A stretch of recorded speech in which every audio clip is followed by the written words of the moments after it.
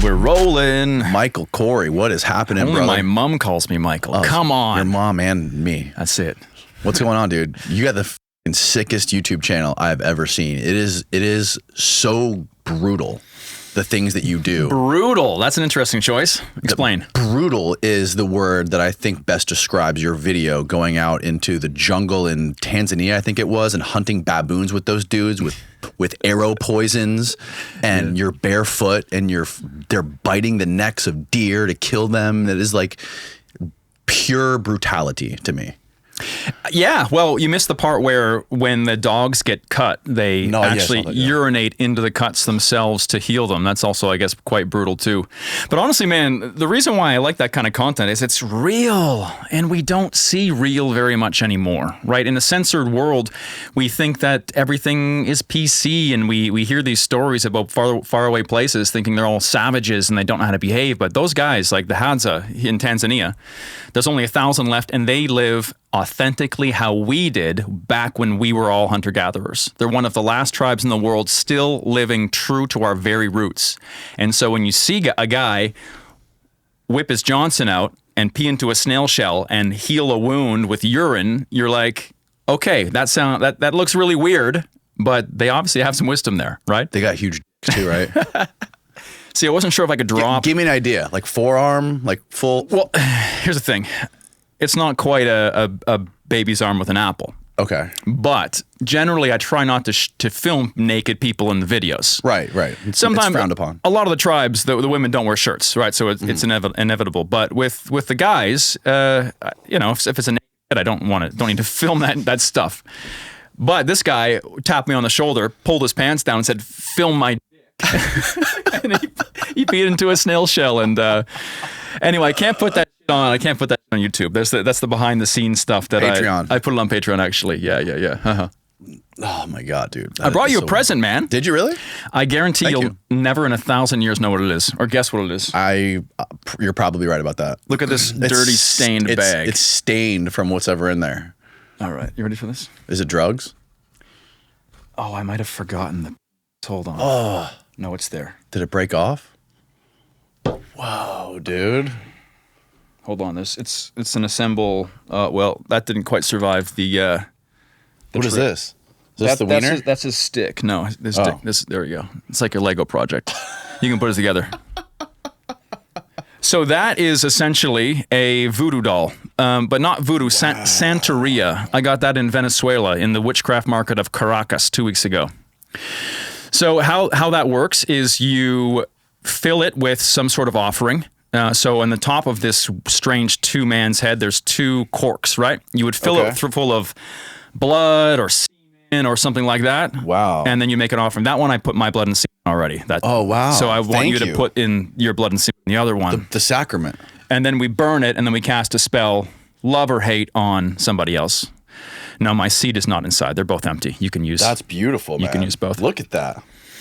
That's incredible, man. Thank you. It may or may not come alive at night. I'm not quite sure yet. That's the coolest thing I've ever gotten, man. That's going to live right there. So, I mean, what they're for is they're wood because you burn them. And you can see in a lot of my travels, you see these like witchcraft, these voodoo, these Santeria things. Yeah. Especially in Latin America. I remember when I was doing some abandoned exploration in Mexico City, and we came across this site where it was a bunch of burnt chicken heads, a half-burnt photo of a boy, and some burnt candy wrappers. And it was a Santeria spell cast on someone to make them fall in love. So a girl would have come in there with chicken heads, burnt them with the photo of the guy, and candy means it's for love or for liking, and then that's cast a spell. So you would fill that full and off with an offering, and you'd burn it. Or you can do whatever you want with it, really. So you just pack the top with whatever you want. Yep. And then you can burn it? There's probably like a spell book for Santeria somewhere. I didn't bring that. Oh, that's amazing, man. Yeah, and he's fully erect. Yeah, he is. That's incredible. Thank you. No problem, man. So going back to the tribe, what's the name of that tribe in Tanzania again? The Hadza. The Hadza tribe. Or Hadzabe. How many tribes like that do you think exist that are that primitive? Explain what's the threshold? I mean, like, That seemed like probably one of the most. I mean, I know there's uncontacted tribes around the world that will kill a human when they see them. Not as many as you'd think, but yeah. But it seems like those guys were probably the most primitive humans that exist on Earth.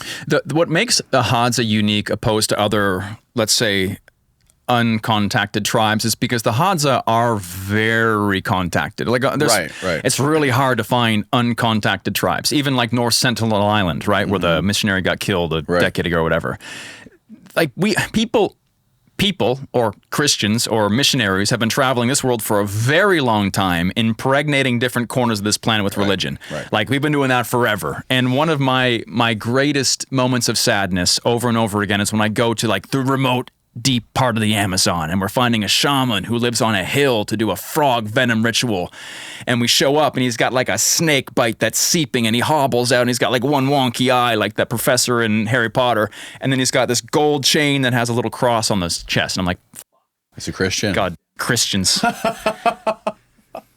But what they do is they take a bit of that, and then they take a lot of their own stuff. They mix it together, and it's some like pagan / Christian type thing. Right. Yeah, it was funny. Have you seen that new show on? I forget what network it's on, but it's called Shogun. No, it's all about like I think it was 16th century Japan, and all these Japanese people had been there had been other Europeans that came there and basically like settled and taught half of the culture there Christianity. So like there was all of these church fathers there, and they were setting up churches, and all of these Japanese people that were participating in like regular Japanese rituals and everything, but they were Christians. They were wearing crosses, and they were like very, very devout Christians. It was wild, and I don't know. It just goes to what you were saying about how they're impregnating different parts of the world, like throughout history, with religion. Yeah, it's interesting.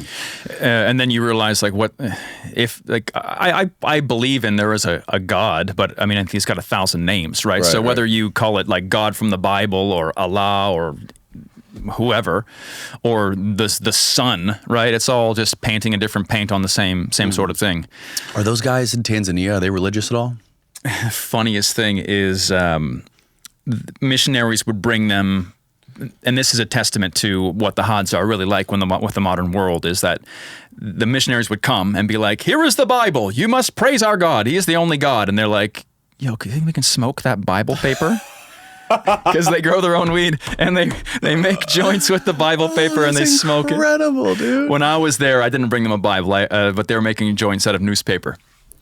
Yeah, but that's the attitude the Hadza have, and that's why they seem more uncontacted than they are, because they completely reject the modern world. They think it's poison. They don't want anything to do with it. They want nothing to do with it. Wow, dude. No, to the point where I've been there 3 times now on 3 different expeditions hunting with them, and we'll be out there running through thorn bushes. There's a horrid plant there that's called the wait-a-bit acacia. And acacias are generally like these big thorny bushes. And it's called a wait-a-bit acacia because instead of a straight spine, it's a fish hook. And so you run and you get an armful of fish hooks, and you have to wait a bit as you pull out all of the thorns. And my white boy marshmallow skin can't handle it. So keeping up with those guys is not to mention a complete cardio blowout. Yes. Up and down boulders and scree and all that kind of stuff. There it is. Wait a bit, acacia. Look at those thorns. That's it. I love this. This is awesome to be able to say things and have it pop up. Isn't that beautiful? That first photo. So you get a bunch of those in your arm, and you tear some holes in your shirt and your skin, and you got to wait a bit to tear them out. And they're everywhere. But the Hadza have been running through the forest forever, and their skin's like elephant skin. Right. And so they don't give a shit, man. But that's why it's hard to film them. And there's not that many good videos, is because most people can't, like, you can't handle the landscape. It's horrible. And what is their language? Is like tongue clicks? Yeah, it's called Hadzane. Hadzane. Yeah. And is it all clicks, or are there different sort of idioms, or like different ways that they use the language? Do they have any sort of? Is there any sort of connection to any other African languages? Yeah, they speak their own language, but I think it's all. I'm not like a linguist here, but I think it all has a very similar root to, I think it's maybe the San people in South America. don't kill me if I'm wrong, but there's a few click languages that I think have a similar root. But a lot of clicks, and it's really interesting. And part of that tribe too is this boldness when you hear them talk. Sometimes too, it's very full and energetic and very directive. And the tribe's very interesting because there's not really a chief per se. There's a hunter that maybe is a bit better that kind of guides the group, but they're quite independent, each one of them. But anyway, you're out in the bushes and you're trying to keep up, and you're there. And let's say we haven't caught anything yet, because generally when you catch something, you eat it. So let's say everyone's hungry, and I was there with one of my boys, and we had some Quest bars or whatever, and they wouldn't touch them. They wouldn't touch anything that wasn't just straight honey. They love honey. Interest. They think it's poison. I actually did an interview with them. I did like a question and answer video with them about their beliefs, which was hilarious, because with these hunter-gatherer tribes, you think that they would have very interesting answers to what's the most important thing in life? How do you be happy, right? And so maybe you can guess, but what's the most important thing in life? To me? Well, let's say to them. To them. I mean, I already know the answer. Okay. Meat. What's the key to happiness? Meat. And everything, so it's hard to get these philosophical answers because their day-to-day is just go out. Survival. Yeah. And all this shit we cake on the rest of our lives, man, is just problems of a life where we have all of our bases taken care of. Have they seen like videos or pictures of like New York City? I don't know. They don't have phones. But with the Hadza, it's strange because they are one of the very few tribes in the world that actually reject modernity. Whereas you can go see the Maasai, or you can go to the Amazon, and you might go to a tribe that looks like they're living traditionally, but they got like a cell phone, and if you go see a tribe, you pay for a tour. Often what happens in many parts of the world is you go to a tribe and they hear tourists are coming, they take off their jeans and their t-shirt, and then they put on their loincloth or whatever, and then you have a authentic experience. Oh, wow. Which is still, like, I'm not completely against that. They still are showing you what the culture is, but to find a true, authentic, living how you would imagine and fantasize tribe, man, that has been the most difficult thing about my job, finding these people, but also the most rewarding when you do. Because you can't just say, oh, I want to go see the Hadza. Or the Maasai or whoever. You have to really ask the right questions, find the right contacts, get the right guides, and then you can have the most holy, as in like whole, experience possible. But it's difficult because, again, there's very few tribes that are living completely traditionally, because most people want a phone. It's very convenient to have like a shingle roof and cattle. You know what I mean? Like, why wouldn't you want that? Why would you want to go hunting every single day for food when you can go buy a 6-pack of beer and get some cookies at the store, or have some chickens or some cows? It's just so much more work to hunt. So the fact that the Hadza, what makes them unique is that they are true to their life.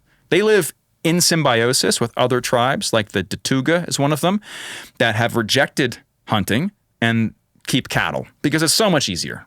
And one of the biggest problems the Hadza have is that they have these other tribes with their cows going through the jungle, scaring away all of the animals, and they can't hunt. So that's what makes them unique, is that they have nothing to do with the modern world. How did you first hear about them?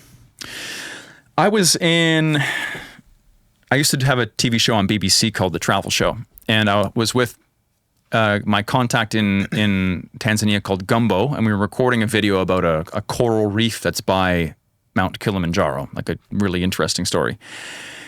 And I think I heard David Cho talk about it on Rogan years ago, but there wasn't any contacts or content about it on the internet at the time. And so I asked him, because we were already in Tanzania, and he had thought he had heard about this tribe that there's like 1,000 left in the west part of the country, and it took a while of joining the dots together. Oh, yeah, he did like a Vice piece over there, right? I think that's what it was. Yeah, I remember him talking about that too. Yeah, that's how I originally found it. So you got there and you found a fixer or a guide that basically could speak their language, and they have a relationship with these guys, and they're able to introduce you, and they're like, what is their incentive to bring you in and let you film all this stuff? At the tribe. Yeah, those tribes. We would bring a donation. Okay. So this is generally how it always works. I'll give you another example. Last year, I went to go visit a tribe called the ostrich-footed tribe, or the Vadoma, that's in northern Zimbabwe. Very rare people that they live in the mountains, and the scientific side of it is that they inbred so much that their feet have 2 toes, like lobster claws. Their story is that that's them. We were there. We were there last fall.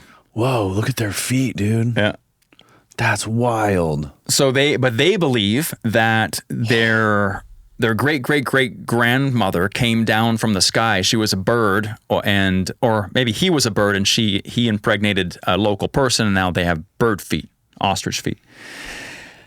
But there's no connection up there.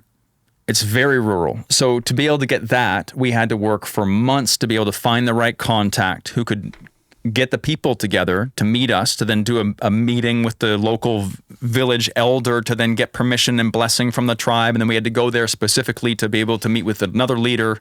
And so generally there's 4 or 5 people in this chain where you have a fixer for Zimbabwe, and then a fixer for like the province, another fixer for the local location. And then you have to make it happen that way.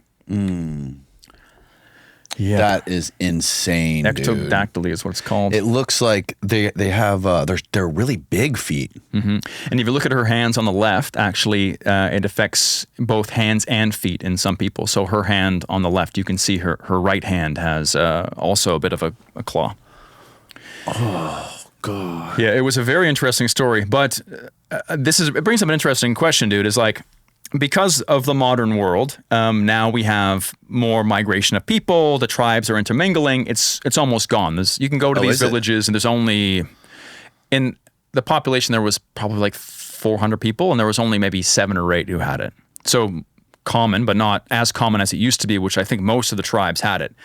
Because the world's so connected, these things are going away. And yeah, like genetic deformities are, it's not you'd want them to go away. Right. But also so does some of the magic of the world at the same time. You know what I mean? When as the world opens up, and I'm not wishing there's more people with genetic deformities, but as the world opens up and all of these very specific things are getting exposed and we're intermingling more, the cool shit's going away, bro. Like literally we're like the last generation. So the Omo Valley in Ethiopia, the big ass lip plates, you know, ever seen those photos? Yeah. There's very few people with those left now. Because they see Hollywood movies, they see the reggaeton videos, and those people don't have it, and that's what successful is. Their grandmother might, but who wants to be like their grandmother? And so the cool shit's just slowly going away. Oh man. Yeah, you can see that with the horns there.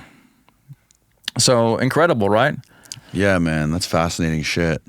So okay, so you got there to those guys in Tanzania, and you guys went on you followed them on like a baboon hunt, or were they targeting baboon, or were they just trying to go find anything they could get? They'll eat to feed the village. They'll eat anything. And these are like, and you didn't necessarily like stay in a village proper. These guys were more of like a nomad hunting tribe.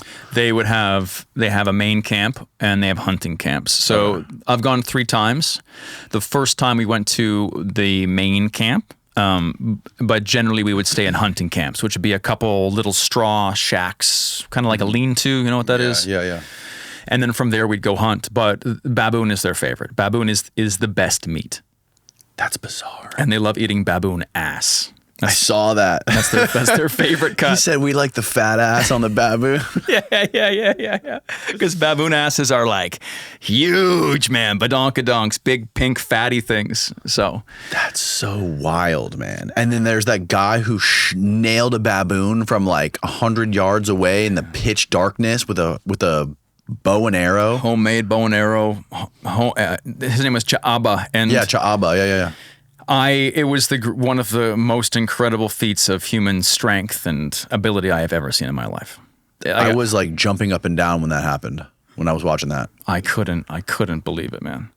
Yeah, they call it going to war with baboons, man, because baboons are very aggressive and they're smart and they've got huge teeth like a lion would, and they attack, right? And so you saw the video where the only way we could get them is we had to go raid their camp at night. So me and the boys snuck up in bare feet in the pitch dark with our arms in front of our eyes so the weight of bit acacias didn't hook our eyes out. And then we had to sneak up, gather rocks. And then at a certain moment, one of the guys had borrowed one of our flashlights, and we had to flick it on, and we had to make monkey sounds and throw rocks at the baboons on top of this Lion King rock, going, and they all ran around the other side where the hunting Hadza, the top guys, all just filled them full of arrows, man. So they were on top of like this big sort of cliff type rock? Like a bluff, like the thread of the Lion King. Yeah. Why do they hang out on those? Because they in the can middle of the night. Because they can see their surroundings. Are they nocturnal? No, but they would want to be in a spot just like you'd put a castle on a cliff, right? Because they can see their surroundings. They can see if people are coming, and they would spend half the day there. That was probably their home, and they'd go out, forage, come back. But from there, they could see most predators, not the Hadza. They're a special breed. We had a guy in here a couple months ago, maybe 2 months ago, Andrew Ukels. He's obsessed with hand-catching animals, and I forget where he was. He was in some African country. I forget which one. But he hand-caught a wild baboon. Damn, no way. He tried to catch a wild baboon. I think he failed. And now he's only got one hand. No, he's a psycho, man. He's upset. He's Australian, and he goes around the world trying to hand catch these animals. And I think he found some guys like, hey, can you help me catch a baboon? And this guy, he just wanted to make money, right? And he's like, oh, of course I know how to do this. And the guy caught a baboon, put it in a giant cage, and he just wanted to go in the cage with it and hand catch it. And the baboon was like so smart, it somehow moved its way to the entrance of the cage where the door was, and it blocked him in. So he couldn't get out, and it trapped him in there. And then he ended up like climbing across the ceiling while the other guy distracted the baboon so he could escape. Like that was a scary story. The problem with the world now is we see monkeys eating bananas and riding a tricycle. Yeah. But if you see any kind of monkey in real life, they are not fun. They are scary, and they'll bite your face. They'll attack you. They'll grab your shit. Man, it's I avoid monkeys at all costs. Yeah, they're unpredictable, and they'll just bite your dick. Like they'll just tear your lips off. Like they don't give a fuck. Yeah, dude. There's so many scary ass stories of monkeys attacking people. Yeah. There's videos of like monkeys stealing children on the streets. Yeah, it's for insane. Sure. No way. And then those guys, like another thing, how they caught that deer and the guy literally bit its throat to kill it. Like they don't use knives or anything like that. They just use their teeth. Yeah, what I didn't show in the video because YouTube actually has been very generous with my content because there is some stuff in there that is very real and graphic. But they're documentaries. So in a documentary setting, and I'm not trying to glorify violence or anything. I'm just trying to show how the world is. Right. But what you didn't see is they took a rock the size of a fist and just smashed that poor little thing's cranium 3-4 times, then bit the throat as it cried. Oh, yeah, and they were biting its ear to try to get it to cry, to call its mother in. Right. Because it was a baby deer. You bite the ear, it goes... And then the mom comes back being like, what are you doing with my baby? And you shoot the mom. But the mom didn't come back, thank God. But that's their technique. That's brutal, dude. There's maybe by the time this comes out, the sequel will be posted. But oh, really? We went back again because I found out that Socorro, one of the better hunters, has a motorcycle. And I was like, how the fuck did he get a motorcycle and why? Like, what does he do with it? And because again, they're supposed to reject modernity, but we are again coming to a world where there's a lot of very convenient things out there that at a certain point it's like I'd much rather drive my motorcycle to the market instead of walk for 2 days. You know what I mean? And what they use it for is they use it to trade honey to get arrowheads because they don't work metal. How do you get metal out in the outback or the bush?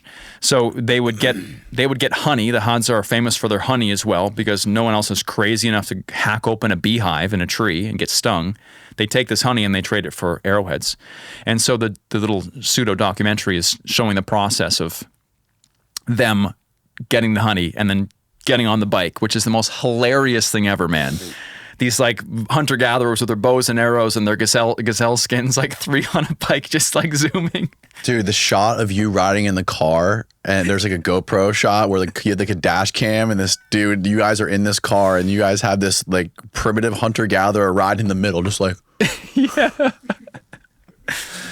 So they catch honey and where do they go to trade this stuff? They're not too far from small villages. Okay. So the other tribe I said that they live alongside, the Datuga, they work metal. And how they work metal is they take generally the shells from bullets. I don't even know where they get the shells from, but when we saw them making the arrowheads, they had the casings for bullets and they would melt those down in let's call it a forge, but basically it's a guy with two canvas sacks going like this, blowing air into the fire, and then they'd have a little metal trough, and they'd melt the casings down into like a liquid, and they'd form that into an arrowhead. And the Hadza have, I don't know, like 7 different kinds of arrowheads. Really? So, yeah, I was shocked at how many different types of weapons they have, different types of arrows. Yeah.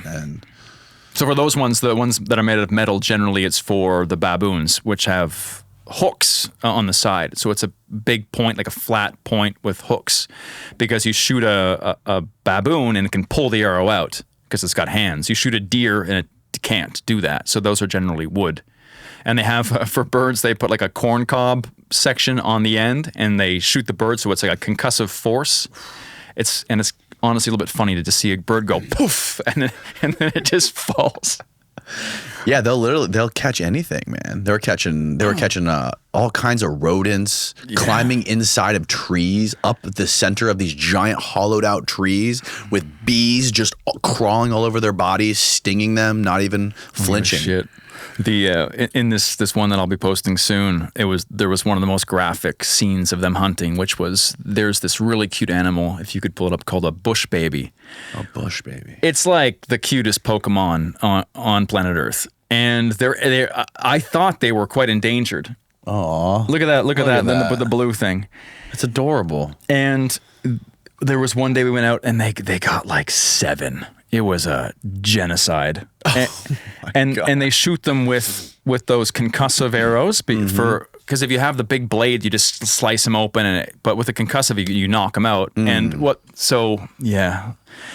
and they jump really well. You'll probably see it in a second. Looks like what's it called? A lemur. It's like a lemur. Yeah. Yep. So they're the cutest little things, big eyes, and they've got big long legs to jump with. And so I watch these guys shoot them with the arrow. It falls out. The poor thing's stunned. They grab it, hold it up, take their femurs with their bare hands, snap the femurs. So taking the leg, snapping the leg with a big crack, snapping the other leg with a big crack, and then taking the poor, I don't know who gave you this, but I'm not going to break it. That's okay. Taking the head and just crunching the skull until its eyes go. And then Socorro takes it and then tucks it in my belt. In your belt? Yeah. And then we keep going. And this is the kind of shit I'm like, this is such a brutal thing. But it's how they do it. And I wish you could see, I wish you could be there because you would just see how this is how they've done it forever. And I wouldn't say it's wrong. It's definitely not right either. But who am I to go in their kitchen, in their backyard, and get all my panties in a twist about things? Like, right. I wouldn't do it myself. I think participation's a big important part of travel, but there's a certain point where it's like, woof, a bit too much for me. Do you ever get any criticism for going out there and documenting this stuff with these tribes? People call me like a neo-colonialist. All sorts of things. But what you don't see is... This episode of the podcast is brought to you by Mudwater. Mudwater is a coffee alternative containing 4 adaptogenic mushrooms. With only a fraction of the caffeine as a cup of coffee, you get energy without the jitters or the crash of coffee. And each ingredient was added for a purpose. Cacao and chai for a hint of caffeine and hot chocolate-like flavor, lion's mane to support focus, cordyceps to help support physical performance, and both chaga and reishi to support your immune system. What I really love about Mudwater is that it tastes great, and they took their time to find all the perfect ingredients to develop a product that helps you feel better every single day. Mudwater donates monthly to psychedelic research and treatments as they believe the country is in a mental health epidemic and sees psychedelics as useful tools for individuals with depression, PTSD, anxiety, and other mental health experiences. So get 15% off and a free frother by using my link below, mudwater.com/Danny, and use the code Danny at checkout to get 15% off. That's mudwtr.com/Danny and use the promo code Danny at checkout to get 15% off. It's linked below. Now back to the show. We bring grand gestures to these tribes. I mean, and the ones that use money get money. Africa, you would think that trips to Africa would be cheap, man. They're not. If you want to live like a local and take local buses, and then yeah, you could probably get by a little bit cheap. But if you want to stay in a hotel with reliable power and a bed, and you want to be able to stick to a production schedule to actually get shit done, you're spending like $20K for 2-3 weeks out there. And that money goes mostly to local people, the tribes and stuff. Right. Of course, like the facilitator gets some too, but we make sure everyone's taken care of. And so if anything, like, yeah, no one's ever really upset that we're there. People throw all kinds of stones on the internet, but we have fun. Yeah. How prevalent is drug use in those tribes? And then what kind of drugs are they using? I know you said marijuana, but is it real, actual, like the weed we're used to? Like the weed we're used to, no. We make some weapon grade shit up here now. Like bushweed. So you can actually smoke it enjoyably and not go to outer space. But the places I've seen weed have only been in rural Africa and in like Pakistan. I haven't seen weed many other places. Pakistan, huh? Dude, Pakistan, we were there, and we the first day we get out, we're in Islamabad, which is on the more safer side of things. And the local contact wants to take us to the scenic viewpoint to watch sunset. And so you're like, I'm jet lagged as all right, let's go, you know? And then we get out, we open the door, and then there's a ditch filled with weed. Like, it's just literally a weed. Weed is a weed. Just the entire countryside is dope, man. It was. I couldn't believe it either. Like growing in the ditch? Yeah, just as a weed. So, and they smoke it, of course they do. But it was growing everywhere there. How is it viewed there in Pakistan? Like, what is there any sort of like cultural bias, or is it looked frowned upon, or like compared to what it's like here in America? I would think it's still illegal there. Oh, is it? Okay. But I mean, so are like psilocybin mushrooms here, but you can find psilocybin mushrooms if you know what you're looking for anywhere. But okay. Generally, the thing you see most places is alcohol, and not in a good way. Alcohol's a sleeping potion, man. It's the sad thing is a lot of tribes I see just getting wrecked by alcohol. Really? Yeah. It's really sad, especially in Ethiopia, where you see a lot of these more iconic tribes, like in lip plates and body paints and things like that, all have trouble with alcohol. The Hadza don't, for whatever reason. Maybe they found pot instead, and pot's a bit more functional, but a lot of places, alcohol is just corrupting the tribal life. I heard that opium is a big thing out somewhere, like in some countries in Africa. I've never seen it personally. No? Or maybe it's not opium. Maybe it's a different plant that has like a... Oh, khat maybe? No, khat's a stimulant, right? I think this was a different one. This was like something that's really similar to opium. But khat is very prevalent in that area too, right? Especially around Ethiopia, Yemen, places like that. Tried it. It was a lot of work, man. We had this really fun experience in Harar, this place in Ethiopia. Harar's famous for one particular thing that you might see content about, but there's a man called the Hyena Man who has domesticated hyenas. And every night he goes out and you can put a piece of meat on your shoulder and there'll be a hyena come and eat it. And you can put it in your mouth like Lady and the Tramp, and a hyena will come bite it out of your mouth. In this place called Harar, where they were the cleanup crew for the city for a long time. Anyway, there we had khat, and they're selling it everywhere, and we sat in a khat den, so it was almost like this small little dark amphitheater place with like music and espresso, and you just sit there and chew green leaves like a cow for like an hour and a half for like a medium high. Wow. You get higher off fucking 3 milligram Zyn than you would chewing on literally a grocery bag of that shit for an hour. Really? Well, we'd chewed Is it similar to Zen? No. Dude, okay. I chewed a basketball's worth in an hour and felt basketball. Felt less than this coffee. I felt like I was a bovine, man. I felt like a cow in a field. Oh my God! Somebody needs to fucking do an airdrop of Zen. Yeah, to Zimbabwe. Just change it all. But apparently people say it's addictive, and our local guide there was really against it. Really, really, really against it. Everyone was walking around carrying a little bag full of it, and he said it made people lazy. And really? I just saw people sitting around chewing, a lot of chewing, but it really, I don't know how much you'd have to chew, man, but I got really impatient after an hour. I had this dude on here one time, this Eric Zulegger. He went to this place called Somaliland, which is like right next to Somalia. Yeah. And I think he was the ambassador. They made him the ambassador to some other country. Anyways, he was the ambassador for like a month. And he was explaining to me how prevalent khat was and how everybody there was just like addicted to khat. They had like their teeth were falling out. Yeah. Their lips were rotting away. And there's like a lot of like pirates out there too, right? In Somalia, yeah. Between Somalia and I guess it's probably Yemen or whatever it is. Yeah, it's pirates are a big problem. Somalia is not a place you generally want to go. But yeah, khat's very famous there too. And I think, again, I only had that one experience. But I think one of the biggest problems too is because people can get addicted, apparently, and then from there, when you're trying to grow crops, there's more. Like if you're a farmer and you have a field and you can make more money with khat than anything healthy like a vegetable or whatever, then you're just going to grow khat because you want money. And so there's more and more khat fields, less and less actually crops to eat for agriculture. And so I think, and khat takes a lot of water. So I think that's the biggest problem is that farmers want money, so they grow that, and there's less food and less water available to water the crops and all that kind of stuff. I think it's the biggest problem. Right. How far is where you were from Zimbabwe?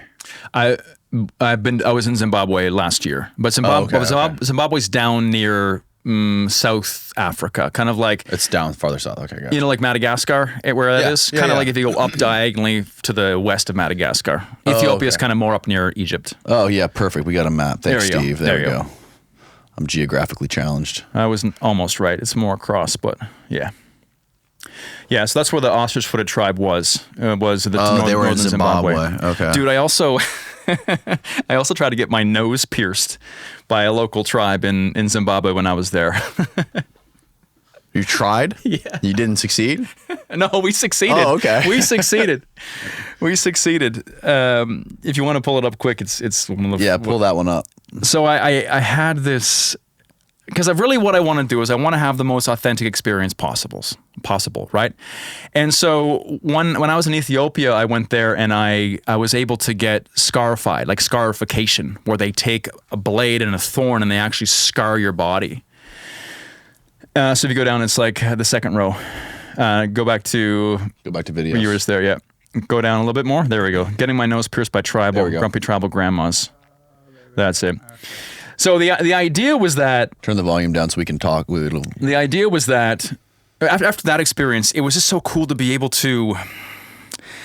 Like, if you do the local, they'll treat you like a local. Yeah. The comparison I always give is like, if I contacted you saying, hey, I want to come to your house for Christmas because I've never had an authentic Christmas before and I'm from Nigeria, and can I come? And you're like, yeah, man. Come on the 24th. And so I show up on the 24th. I'm excited to have Christmas with your family, authentic American Christmas, whatever.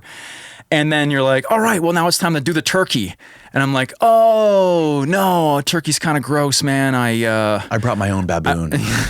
Yeah. So hollow baboon shank. Yeah, that'd be very rude, right? Yeah, you bring like a chocolate bar or a Quest bar and you sit in the back and you don't have it. You'd be kind of like, what? You know what I mean? So, but if you go and you do what the locals do, they'll treat you like a local. Just like if I was there and I had the dinner, I'm like cutting the turkey, and you'd be like, oh, he's awesome. Right. Same with this. The mistake I made, though, with this tribe was that I assumed that all of the ladies with the nose piercings could give the nose piercings. And it turns out that they also smoked these big bongs. They had weed as well. And they, it's more at the end, you can see it as well. We all smoked together. But they smoke these big ass bongs and they get super high. And so these ladies were actually completely ripped off weed and tobacco. And we got an acacia thorn. And I thought it'd be like a little pop, boop, done. She went slow. And it took her 15 minutes, bro. 15 minutes of pushing and twisting and then taking it out and putting it in and taking it out, putting it in. No. Oh, God, dude. It was the worst. And at a certain point, it was halfway through. Oh, no, that does not look good. It was halfway through, and then when do you keep going? Do you stop? They couldn't even pull it out at a certain point. This lady's got you in a freaking rear naked choke, and she's shoving this stick right through your what is that? Your septum? Yeah. And so the lady on the left is completely grossed out. And it turns out none of them knew how to do it. They had no idea. Did any of them bathe? Do they bathe there? There's not much water. I don't know if they would bathe. Do they smell? No. You know how like people here, you can tell when someone like doesn't take a bath, they have a certain smell to them. Yeah, no, they don't smell. They don't. No. Because the body's got like natural defenses to that stuff when you're out there, right? Yeah, I think we don't give our body a chance anymore, man. Right. If we're always using toothpaste and shampoo and sunscreen, the body can't do its thing. That's what I'm saying. Like it's got to be so much.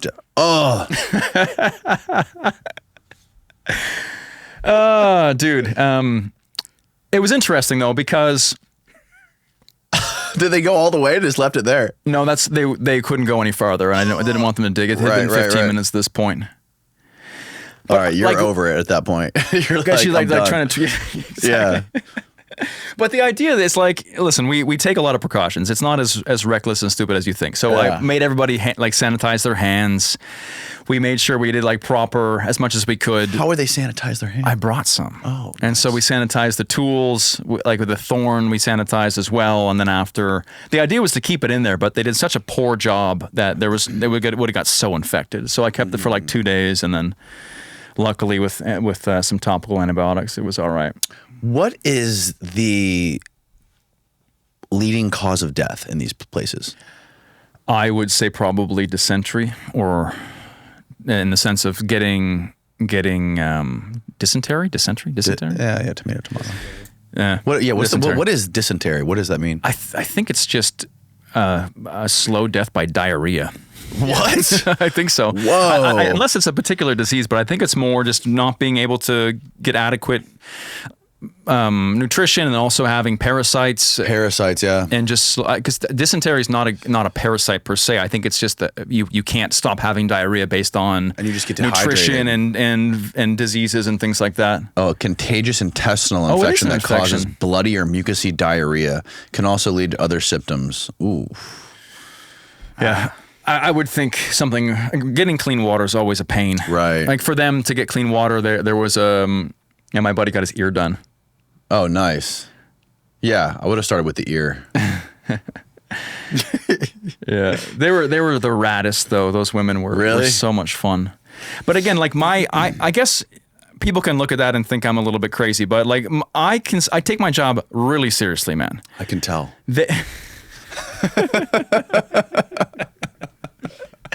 For a lot of these tribes, they don't see foreigners that often. And so if you're going to go hang, like I want to be able to, number one, have the full experience because I like that. Number two, I want to be able to make them feel good about the experience and that I'm not thinking they're weird or gross for doing their practices, because for them it's everyday stuff. And I feel a duty to you guys, like anybody watching, to be able to document it effectively, because I can be the presenter and be like, oh, here we are in Africa, and here are the savages, and they're eating their gazelle, and you go in and get the B-roll, and you're like in a little metaphorical bubble of your own protection, and you're not getting in there. But I want to get in there, see it, do it, show you, get dirty, like take a couple hits along the way, and take the precautions to not get too sick after. I get sick all the time, man. I literally have diarrhea now from water in Venezuela. But the idea is that I want to capture it authentically so the world can see what it's really like. And you can only have that experience that experience is only unlocked if you go and you show up and you participate. Right. Right? Yeah. It's so refreshing to watch your videos, dude. I was binging your videos from like 8 a.m. until now. And it's refreshing to me. I'm so jealous because I sit here and I just talk and use words. But when you go out there and you literally experience that, shove sticks through your nose, smoke weed in newspapers with these uncontacted tribes, or somewhat uncontacted, very remote tribes, it is like, it's an experience that is really, really difficult to put into words. You really have to be there. Yeah. With those people and like spending time with them to understand what that's like. Words just won't do it justice. And what YouTube helps with is that, or at least this style of capturing, which is a bit more vlogging. You saw Ben on the camera for a second. Ben's my videographer from London. One of the only guys I could find who could keep up and be masochistic enough to enjoy these trips sometimes. But the idea is like, I lost my train of thought, man. What was I saying? I forget. What did I say? I don't know. We're talking about the tribes, how it's crazy. You can't put it into words. It's a crazy experience. Right. Yeah. YouTube, yeah, there you go. Being able to capture it that way, like on a vlog, so we can sit down together and me, you, the viewer, whatever, and we're there in it, opposed to being recorded on a telephoto lens from a distance.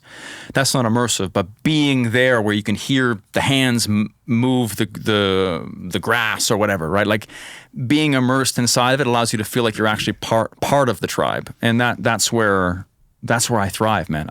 My entire life, I always sucked in school. I was a C/D student, but when I did a field course, because those were available sometimes, and I was out there, I was A+ student, flipping over rocks, finding bugs, chest deep in tide pools, pulling out algae. Like that was always me. But put me in a classroom where I can't touch and feel anything, and I bomb right out. And I was always really passionate about the things that were misunderstood. I think now that I've done a bit more soul searching, because I think I was misunderstood. So my quest from the beginning was to prove to people that these misunderstood things are really, really cool. So that was like snakes and salamanders and spiders when I was a kid. But now it's countries and people and foods and festivals, all of that. I really get excited showing people things that they're like, oh, that's gross and weird. But those words are just ignorant excuses for not understanding something. Exactly. Right? Yeah. It's just different, man. Like, who's to say our understanding's any better than their understanding? We're just two different people with two different attitudes, right? Yeah. I think the one thing I think that stuck out to me the most, like when you said you were interviewing that one guy and you asked him what the most important thing to him was, is like the primary value, and he said meat. And it's like a lot of these cultures out there, a lot of the people that live in Africa in these remote places, their number one worry is survival. And it's amazing to me, first of all, that they can exist at the same time that we can exist over here, driving around in electronic cars, using iPads and, smoking vapes, whatever, running around, basically wearing, whatever these helmets are the Google helmets that you can live in virtual reality at the same exact time in different parts of the world. But like it is like the complete antithesis of that, what they are living in. And meat is the most important thing, and survival is the most important thing to them. And I know there's like a big poaching problem in some parts of Africa, and there's people out there who get paid lots of money to shoot rhinos or elephants or whatever for their ivory and for their tusks. I guess they export it to China. There's a huge demand in China for that stuff. Yeah. And I know there's Americans that go over there to try to help counter the poaching, but it's a sort of a paradoxical problem, because you have these people out there who are killing these animals that we in America think are like so sacred, and they're endangered, and that's true, they are. It's like what you were getting to earlier with how brutal they are killing animals, but it's like when you need to kill this sacred animal to feed your kid, it's different. Like if your kid is starving, are you willing to go murder an elephant or an endangered rhino to save your kid? Probably. And it's just, to me, it's interesting to see like Western values get sort of projected across the people that lives in these parts of the world. And I was just curious to your perspective on all that. Well, it gets really philosophical, right? Because I think of like a zebra, for example, right? Beautiful animal. And over here, like they're quite special, right? But if they were to kill a zebra over there for food, and maybe we would be against that, or even like a lion, for example. But like, what makes one animal more valuable than another animal? Right. Like being endangered, okay, that's valid. But like intelligence, is that something we value? Like a dolphin or like a porpoise? Yeah. But pigs are pretty smart, man. Pigs are smarter than a lion is, right? Or an elephant. But we kill, I don't know how many kill. God, like, let's not even talk about it. Like, so then, okay, so if it's not intelligence, then is it cuteness? Maybe, but we can't say cute things are worth more than less cute things. That's a slippery slope when it comes to people. And it's, so then at what base do we value animals? And so what animals are okay to eat and which ones aren't, right? And that's something that I run into a lot with the tribes, like you had mentioned, where we're out there, we're in the jungle, and they find a cute bush baby. And in my head, I'm like, oh my God, like I don't even want to see it. And they're like breaking the femurs, biting the brain, and it's just food. It's just food. And my cultural attachments to these animals are very different than theirs. For them, everything's on the menu. For me, there's definitely like a totem pole of which animals are more valuable, but why? You know what I mean? For me, I grew up in New Brunswick, Canada, so like right above Maine. And there's moose everywhere there. I don't care about, we see moose people hit moose all the time. They kill themselves, they kill the moose, and no one thinks anything of it if you see one dead. But an Australian probably thinks a moose is pretty cool, and they put it higher in the totem pole. For me, it's just kind of like this big-ass horse, right? That's killed a couple of my friends, honestly. So people hit them, dude. Like, oh, wow. You think a moose is like a horse. It's bigger. And back up in that part of the country, of the continent, they come out at night, they're black, you drive in your car, don't see them, you take the legs out, and the moose comes right through the windshield and just takes the whole top half off, man. Happens all the time. It's interesting. We just had I just had this other guy on here he made this movie called The Cove, where they slaughter dolphins in Japan, in Taiji, Japan. Yeah, have you seen that? Mm-hmm. It's crazy, man. They take these fishing boats out into the harbor or out into the ocean, and they basically like herd all these porpoise into this little tiny cove harbor, and they put a net across it so they can't escape, and they take sticks and they just stab them to death. Horrible. And you see these dolphins like, yeah. And then they have people from like SeaWorld and dolphinariums to come in and like look at them all before they kill them, say like find the pretty little bottlenose dolphins, and they'll pay like upwards of $150,000 to bring them to their dolphinarium or their like water park SeaWorld type place. And they were feeding the dolphins they were killing, they were feeding the meat to all the people in the community. Like they were giving it to the government to give out to the schools. So the government was paying them for the dolphin meat. And they were basically giving out the dolphin meat as free lunches to the children in school. And then there was a crazy epidemic of people getting mercury poisoning because dolphin is high in mercury because they're super pelagic, you know what I mean? Open ocean fish. Yeah. And they had to do all this, you know, they had to like go there and protest, and there was like suing the government over it. Like this guy, Rick, you know, he's a super big time dolphin conservationist, and he literally sued the Japanese government over this many times, went over there, and you know, they were fighting about it, saying this goes back into our culture for you know, however many centuries. And then, you know, you have the whole stigma of the United States bombing Japan, and they don't want to do what we want them to do, and it gets really, really, really messy. It gets complicated, and again, for us, it's absolutely appalling. No excuses. And for them, it's something they've been doing forever. And who's right and who's wrong? I like to think that they shouldn't be slaughtering porpoises and dolphins, right? But there's no international police that can go in and control that kind of stuff. But where do you draw the line, right? So like something like that, or like FGM, like a female genital mutilation in Africa. You know, like that's a cultural. Have you heard of that before? No. Oh, dude, there's like a whole rite of passage where they literally cut off, for the sake we're on YouTube now, like certain parts of the female genitalia so they don't feel, and they sew that shut. Happens, right? So that's a cultural practice that still happens today, by the way, and it's slowly being banned and phased out, and that should be, because it's absolutely terrible.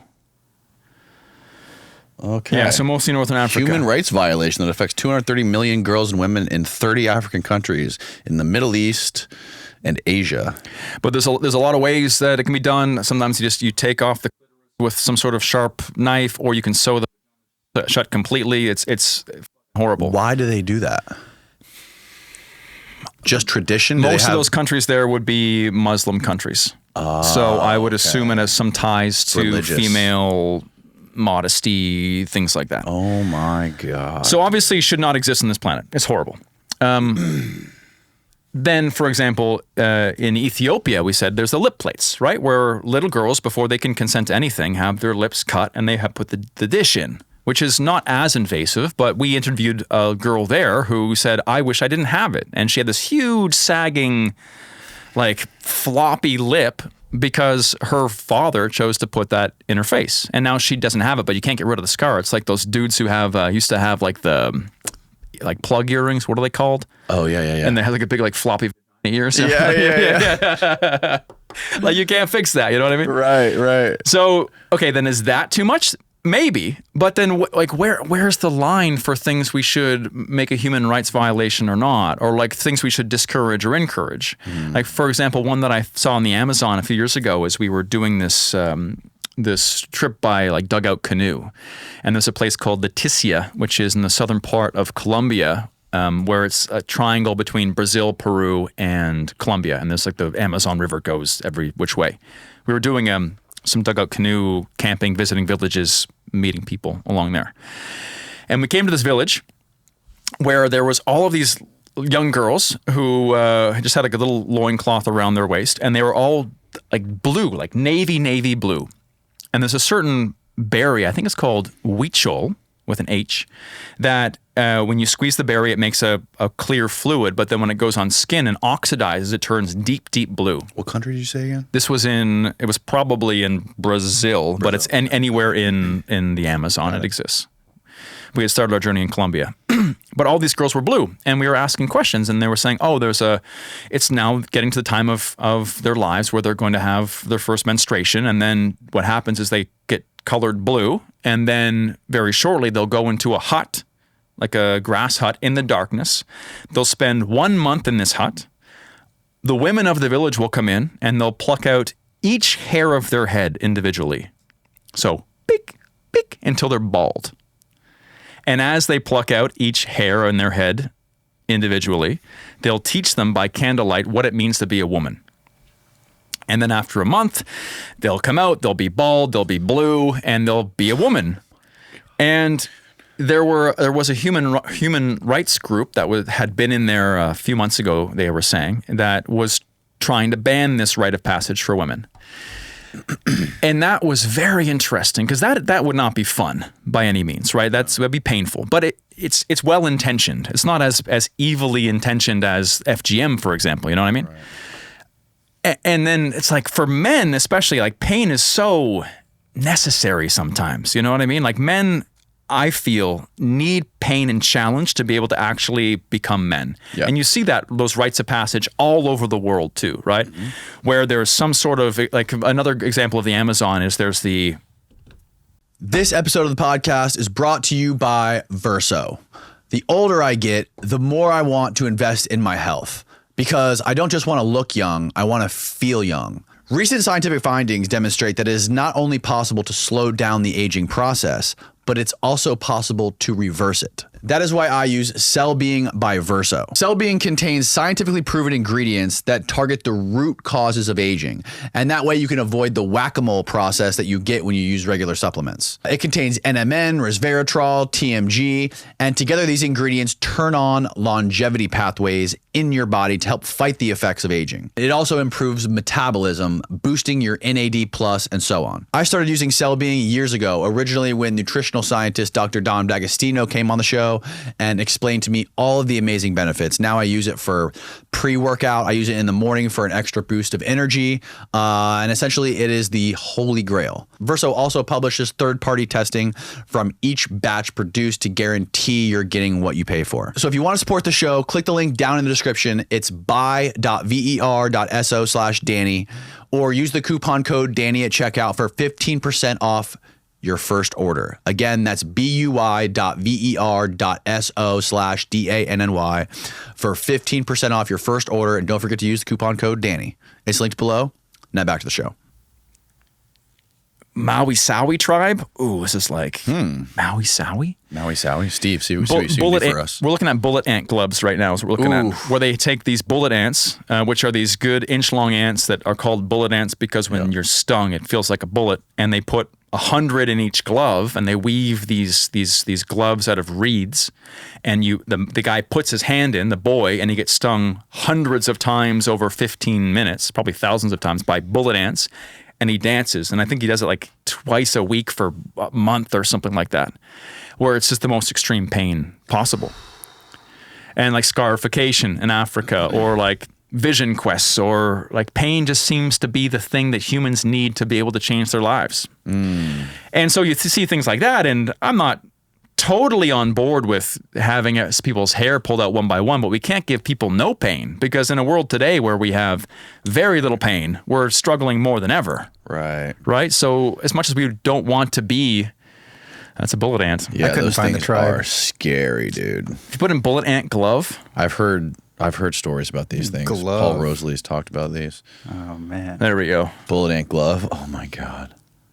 Look at that. That's it. Look at that, dude. That makes my heart pump right now just thinking about it, man. Maui. Almost got it. Scroll down, find the photo. I don't want to watch the video. We'll get copyrighted. I think it was There, yeah. So that's not fun, but I've never tried it. But again, like pain. Do humans need pain? Should we remove all pain and discomfort from a human's life? Yeah. Well, we're doing it here, definitely. In the United States, we don't, we're building a culture to avoid pain. So everything's about distractions and comfort. It's the opposite of what your YouTube channel is. Well, that's honestly part of the reason why I do it, man, is because I feel that if I have a challenge on the horizon, or I have really a proper spectrum of what pain and discomfort is, then I can come back into everyday life and accurately assess how much pain and struggle I have.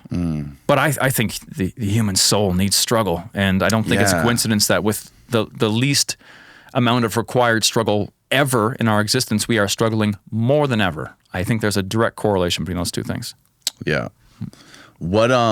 So moving on from Africa, you went to Indonesia and you documented this like death cult tribe. These people that they seem like they're modern. They seem like they're modern relative to the Tanzanian tribe, because these people are walking around in pretty like blue jeans and collared shirts, and they have iPhones. Yet they like venerate the dead. They have this bizarre culture where they keep their dead relatives in their houses for years, and then what? They sacrifice animals, and that's supposed to shuttle them to the afterlife?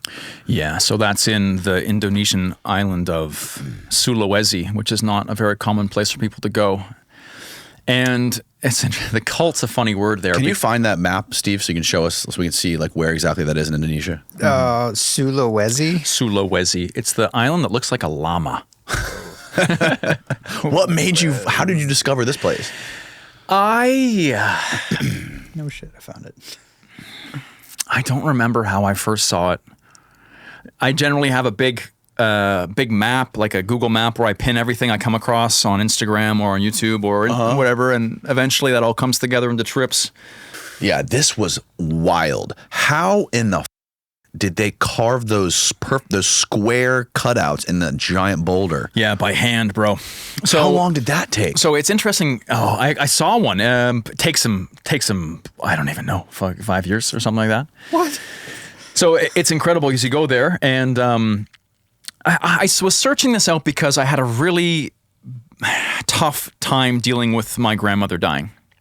And she was the sweetest old lady and just the most perfect grandmother. When she heard we'd come, she'd spend days baking cookies and pies, and she'd have a whole pile of things ready, and she'd be waiting at the top of the driveway, and she'd give us big hugs, and she slowly succumbed to Alzheimer's and then dementia and died.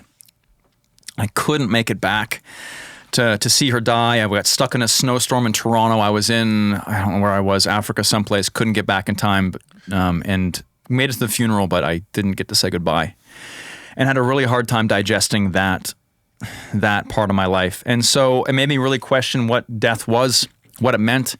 I had been in Mexico a little bit and knew a bit about Day of the Dead and how their understanding of death is a little bit different, where you can still hang out with your grandfather, grandmother after they die. You go to the grave, you play the music, you bring the food, you have a little party. It's on Halloween, isn't it? Or close to Halloween? Yeah, right after, the last day of October. Right. And then from there, I started to think more about death and our culture and how we're all scared to die, you know? Mm-hmm. That's something that's very common is a fear of death.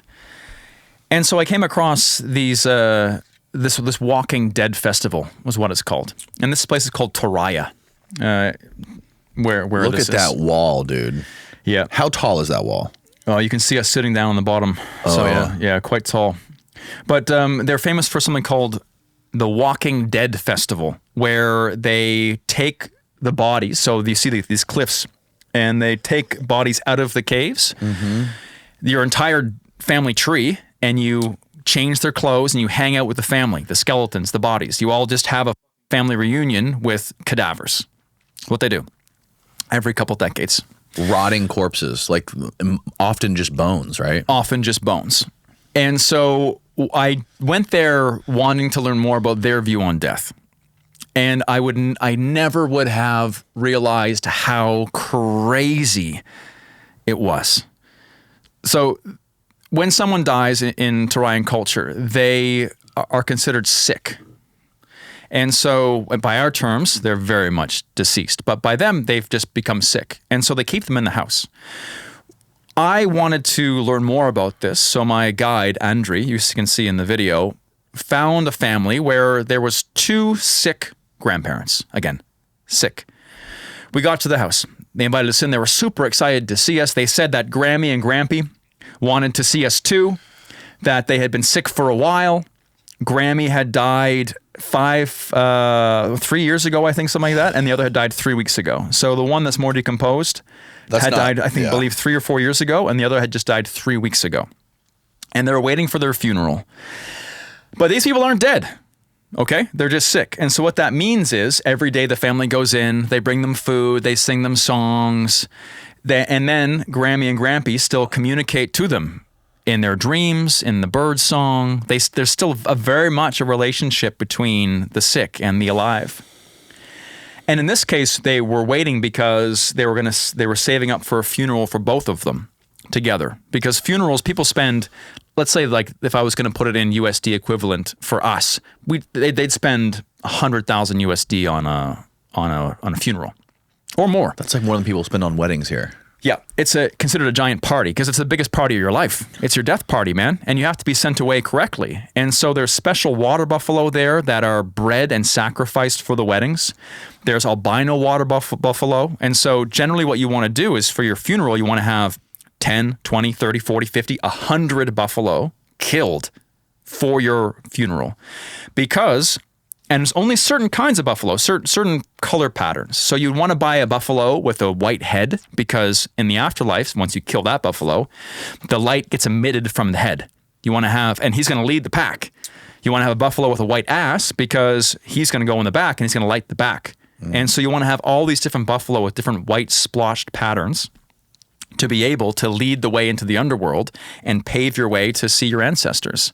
And so they have these giant death parties where they spend $100,000, kill 40 buffalo, all this kind of crazy. And then what happens is they get buried in those cliffs like you saw. And then 10 years goes by, whatever, and they bring out the entire family. And I had the most beautiful realization with my guide where I was obviously quite shocked when they started pulling out dead bodies from this cliff. And they're filled with ants and they're all wrapped in cloth and they're taking the cloth off and there's ant colonies living in the body. It was just a lot. And they're in this cave, there's hundreds of coffins with bodies, and they're pulling them out one by one because they're all coming out. They're all going to be put in the sun. We're all going to hang out together. And they take out some great grampy who still has his military uniform on. They give him a new cigarette. They take his skull off his body. They hold it up and they're like talking like, oh, look at Grampy, give him a cigarette. And this girl comes over and she's like, Mike, this is my grandfather. I haven't seen him in 15 years. It's so good to see my grandfather. And I'm like, what the fuck is going on? And I'm like, Andrew, man, this is a little like too much, man. And he took offense. And he said, what do you mean this is too much? And I go, like, this is like, these are like dead bodies. Like, don't people get sick? Or like, and he goes, this is your family. Like, you came from these people. Like, why would you be afraid of them? I'm like, well, I'm not, like, I just don't do this kind of stuff where I'm from. He goes, listen, what you guys do, is that better? So when your grandmother died, what happened? She died, you put her in the ground a couple of days later, and have you gone back to the grave? No. Right? Mm-hmm.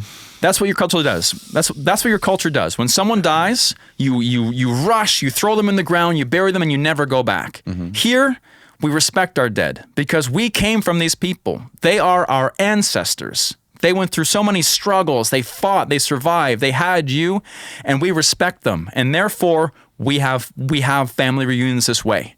We want to show them respect, where we came from. We celebrate life. We celebrate death. Death is the biggest party. And what we do is right and what you do is wrong. And how do you argue with that? I mean, he's not wrong. Right. Someone dies, we rush them into the ground. He was saying as well, like, what if someone can't make it to the funeral? Right? Then you never get to say goodbye. And that's part of the reason why they wait so long, is so everyone can be there who needs to be there. If Uncle Jerry can't make it, you don't have the funeral because Uncle Jerry needs to say goodbye. And the funeral is when they die. So it just seems like such an unreasonable way to respect your dead. For an excessive way. Yes. Especially for a culture of people who they have iPhones, right? Yeah. And they're very modern. They're very modern people. They're not in the video I say tribe, like the title's tribe, but right. they're just people who have a different view on death. Yeah, like they're pulling these corpses out of the ground, out of the cave. This is like a lot of work. There's a lot of people carrying these fabric coffins, I guess they are. So the fabric's there because the wood is all rotted away. Okay, okay. Like this is it seems like it's a full day's work to drag all these bodies out of these caves. Yeah. And to pull them out and to pull their bones out and, play with them and stuff. I would think that every family would do one of these. They're called manenes, or like Walking Dead festivals, every couple decades. Yeah. This doesn't happen every year, of course. So, and it's mostly to refresh ants get in there. Right. Shit starts to fall apart. They go in to show respect, keep the graves there, put some photos in. Again, give Grampy new cigarettes, whatever it be. But I like. Oh my god! You want to start a zombie apocalypse? That's how it starts, man. Right. You're there. Like I was getting bit by ants that were like eating dead bodies, and you're like, this is how we start the World War Z. You know what I mean? No, yeah, yeah, definitely, man. It's stunning. It is terrifying. But it's the craziest thing is I'm there. Little bit freaked out, little reserved, a bit like, what the hell am I getting myself into? And you can see the smiles. They're all happy. They're stoked. It's again, you haven't seen Grampy in 20 years, man, or whatever it be. Like everyone is just so happy. It's a big, fun festival, which seems so strange for something so dark. But why does it have to be that way? Like, why does it have to be dark? Right. Yeah. Why does it have to be dark? It's just interesting. Like, there's so many cultures throughout history from different parts of the world that where they treat death as like more noble than life. It is almost better. They look forward to their death, right? And they build their whole culture and all their symbolism around death. Like Japan is a great example of that. And like where they have, like they have the Japanese have that ritual where they commit suicide. Yeah, seppuku or harakiri or whatever. When they disrespect somebody or dishonor somebody, they disembowel themselves. And it's like, Yeah, man. I mean, going deeper into the past you get, the more people are obsessed with death. And it's just shocking that these people are so modern and they're still like this. It's a very normal place. Yeah. I mean, it's of course a little rural. It's the middle of the jungle in Indonesia, but Right. it's quite incredible. What is that? They a put coin? a coin in the mouth for good luck, and so they get to keep the coin, I believe, after. Yeah, but it was such a cool thing, man.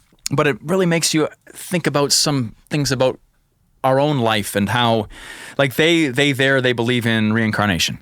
Do they? So death is not as final as we would think. This atheistic, agnostic culture we find ourselves in now. And no wonder fear of death is getting more and more because we don't believe in any kind of faith or God or, most of us think we rot in the ground or we don't know. We definitely don't think that something's going to happen after. But in a strong culture like that, or how most people used to live, there was a purpose in death, right? And one thing that I think makes my life interesting is, you're familiar with Graham Hancock, yeah? Yes. So Graham Hancock is, I believe, a journalist by title, but he's done a lot of books about archaeology and anthropology and things like that. And what, I believe that's true. But really what set him apart is that he was one of the only people to go to all of these different places and study ancient cultures. So for example, like an Egyptologist would only study Egypt, right? And so then they would have a very narrow view on Egypt, and they'd be very well versed in that topic. But they wouldn't be so well versed on the Aztecs or the Mayans or the people who used to live in Angkor Wat. But what was the beautiful thing about Graham Hancock's work is that he went to hundreds of sites and started to see the similarities between all of these places, something that no one had done before. And with that, you see, oh, look, there's a little vase in the hand here in Egypt and also a little vase in a hand in Mexico. It's the same vase. What's that about? You know what I mean? Or snake imagery, like he talks about the Younger Dryas impact theory with the meteor in the sky and the rise of the water, and you start to realize that, okay, there's like floods in all these different cultures, and when you start to hear all of these different stories in different places that shouldn't really be talking too much, but they all say the same thing, you ask a couple questions, because there's very few coincidences in this world. And I love his work. But I guess what makes my life a little bit interesting is I've kind of done a little bit of the same thing with cultures. Because I visited tribes in Siberia, in Indonesia, in Amazon, in Zimbabwe, and you see certain commonalities between people all over the world that aren't connected really as much. I mean, more now than before, but one thing that everyone has is some kind of faith. Interesting. Everyone, except for the modern world as well. There are, of course, Christians and Muslims and things, but generally, let's say, if a lot of us in the modern world, probably a lot of people watching these podcasts, don't really have a religious path, right? They don't really think too much about God or what happens later, but that is such a core part of the human experience that a lot of us have rejected now. But many people still have that. And so for them, do you think they're afraid to die? Nah, man. You get reincarnated, you have a big party after, things are good, And so, I don't know, I just like seeing how I feel, how sick a lot of us are in the modern world and going to these more tribal or basic or traditional places and seeing how much happier and healthier they are with these beliefs or these lifestyles that aren't so convenient or comfortable or faithless, How similar are their gods or their religions in all these different parts of the world that you've been to? Again, how different? You'll find Christianity everywhere, man. Oh, right. But a lot of, actually, what's really interesting, dude, is we talked about this, right? This is middle of nowhere, Indonesia. 3 weeks ago, I was in Venezuela, in the Amazon there, and I had one of these Q&A questions with the elder from the Yanomami tribe, and I asked, what happens after you die? And he said, we take the body, we put it in the woods, the animals, the insects eat it for a month. We come back, we take the bones, we grind them up into a soup with bananas, and we eat the soup. The whole family has to eat the soup with the ground bones of the deceased and a banana for whatever reason. And that's because then you'll keep the soul of your, let's say, grandfather in you forever. So maybe even a level up from this tribe here. right? And they still practice this today. The Yanomami in Venezuela will eat the bones of their deceased. Whoa. To keep that connection. So, have you, when you said you spent some time in South America? Yeah. Have you ever brushed up with any uncontacted tribes? I feel that the word uncontacted is not, is a bit confusing sometimes. So to find an uncontacted tribe, like you might think North Sentinel Island is uncontacted, right? That's the one where the missionary went and got, right. Yeah. Yep. It's an island, but I would imagine, and there's even stories of potentially some European going there and fucking them all up. Yeah, what is the story? Do you know that? For people that aren't aware, I think the guy was like a missionary, right? And he was trying to spread his religion, or trying to teach them about God. And then he went there, and then he got them to all believe that he was some ordained deity or something like that, and that he had all this magical powers. And then a bunch of them, I think, got sick. Maybe some of the kids or a grandmother got sick and died. I think he assaulted them sexually or something like that. Oh, no. Or maybe I'm getting he that was taking photos of them. He was taking photos of like the kids and stuff. See, I'm getting this mixed up with a Rick and Morty episode. Have you seen that one? Yeah. No. It just came to me though. Yeah, I remember this guy was taking photos of like the kids like naked, and he was there's like censored images of it online. Yeah. But like the guy was a sick fuck. Yeah, exactly. So this is before John Allen Chow went, which was recent, Right. I think, 2018 it seems. And there was a freighter, like a freighter ship that ran out of gas or ran aground right there, and they literally like ravaged that ship within a couple days. They literally like pulled everything off the ship, all of the tools, all of like the metal, like the whatever steering wheel it was, everything they could have used. It was like a colony of ants eating a carcass in a matter of days. They just stripped the ship down to nothing. Yeah, man, they're resourceful. I guess I'm not trying to burst the bubble too much in uncontacted tribes, because you'll see a lot of people throw that word around a lot, and coming from experience, it is very difficult to find an uncontacted tribe. Like in the Amazon, I would guess they probably exist, but again, people can move there, right? And us white people have been everywhere, bro, throwing that cross around, doing all kinds of things. So they definitely do exist, but I think like less contacted would be a good way to put it. But I think the ones that are aggressive, like for example, in North Sentinel Island, there is that story of this old German or something, and that from 80 years ago, I don't remember exactly when it was either, that did something bad, and now there is some kind of aggression towards people coming to the island. In other places, like Papua New Guinea, for example, right? We can say there's probably some uncontacted tribes there, but what's more accurate to say was there's probably some less contacted tribes there that have had really bad altercations with illegal mining, and they associate outsiders with violence, because the illegal miners will shoot native tribes, right, if they try to cause problems, because it's lawless out there, right? So these uncontacted tribes who are violent probably most likely have reason to be violent, like a dog that was beaten and now bites people. Exactly. Right? Yeah, totally.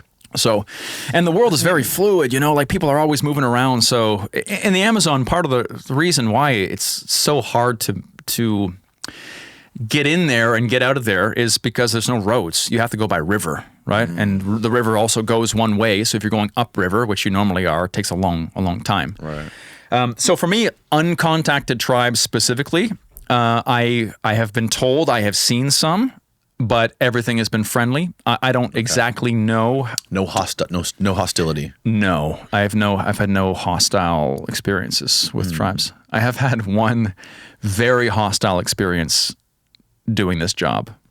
I don't think I've told this story on a podcast, maybe. But I have this like fetish with sleeping in amazing places. I grew up as a Boy Scout, and so camping was something you do with like a little group, and you go to a campground, and then along the way I realized you can camp wherever the you want if you don't get caught, right? Right. And so I started finding weird places to camp. And so I've camped like under Africa's second biggest waterfall recently. And whoa. Yeah, in Angola, we did that. And then there was a place that I found, and since like we live in North America, there's not much for like castles, right? So I've always had a fascination for castles. And I was traveling in Turkey, and I found a castle called Satan's Castle. Really? Yeah. Steve, you got to find this. And I wanted to camp in a castle that was like the fantasy, you know what I mean? Because there's like some ruins and bullshit, but I wanted to find one that with like a tower and like a rampart and like really a castle feel.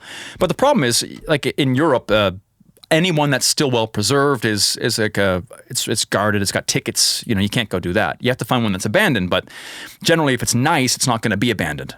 Right. Until I found this one in a really remote part of Turkey near the border of Georgia. Here's my video. And it was, if you can find a photo, maybe in the very beginning. Oh yeah, there's a photo of it. Wow. So holy cow, dude. Isn't that the world's that is most bizarre. Wait. All to my, look at that. Look at, pause. Okay, this is going to be an important part of the story. Oh my God. Stop it, Steve. Stop. No. We missed it, Steve. Steve. Oh my. Okay, it's there back. we go. That is insane. Exactly. That is the full castle fantasy. I didn't want to just go, I wanted to sleep in a fucking castle. How did you get there? Exactly. Exactly. It looks like Cersei's castle in Game of Thrones where the dragons live. It's perfect, isn't it? It is. And abandoned and in the middle of nowhere. And I was what country again? Turkey, near the border of the country of Georgia. So it's like northeastern Turkey. And I'm going to refer to this photo in a second if you want to keep it up because it's going to be important to this story, which is crazy, mind-bending. So I wanted to camp. As you can see, I was able to make it happen. But it was such a remote part of Turkey. And I had to rent a car and drive hours from the nearest big city to get there. And I didn't quite know what I was going to get myself into. I just saw a couple crappy phone photos, but it looked like it was going to be epic. Mm-hmm. So I got my little tent. I got my equipment, my drone, all that kind of shit. Firewood, hacked it on the way, got to this place. And there's a road that goes through this really kind of crappy town that's just cheap and tarps for roofs and bricks, like maybe 20 little houses. And then there's this road ends and there's a little path that goes along the side of, the viewers can see it here, right? Mm-hmm. Yeah. So on the left, maybe you can see it. There's like a little winding road that goes as there's like a break, see, on the left-hand side. Yep. There's a path that goes along there, then it dips down and it comes back up.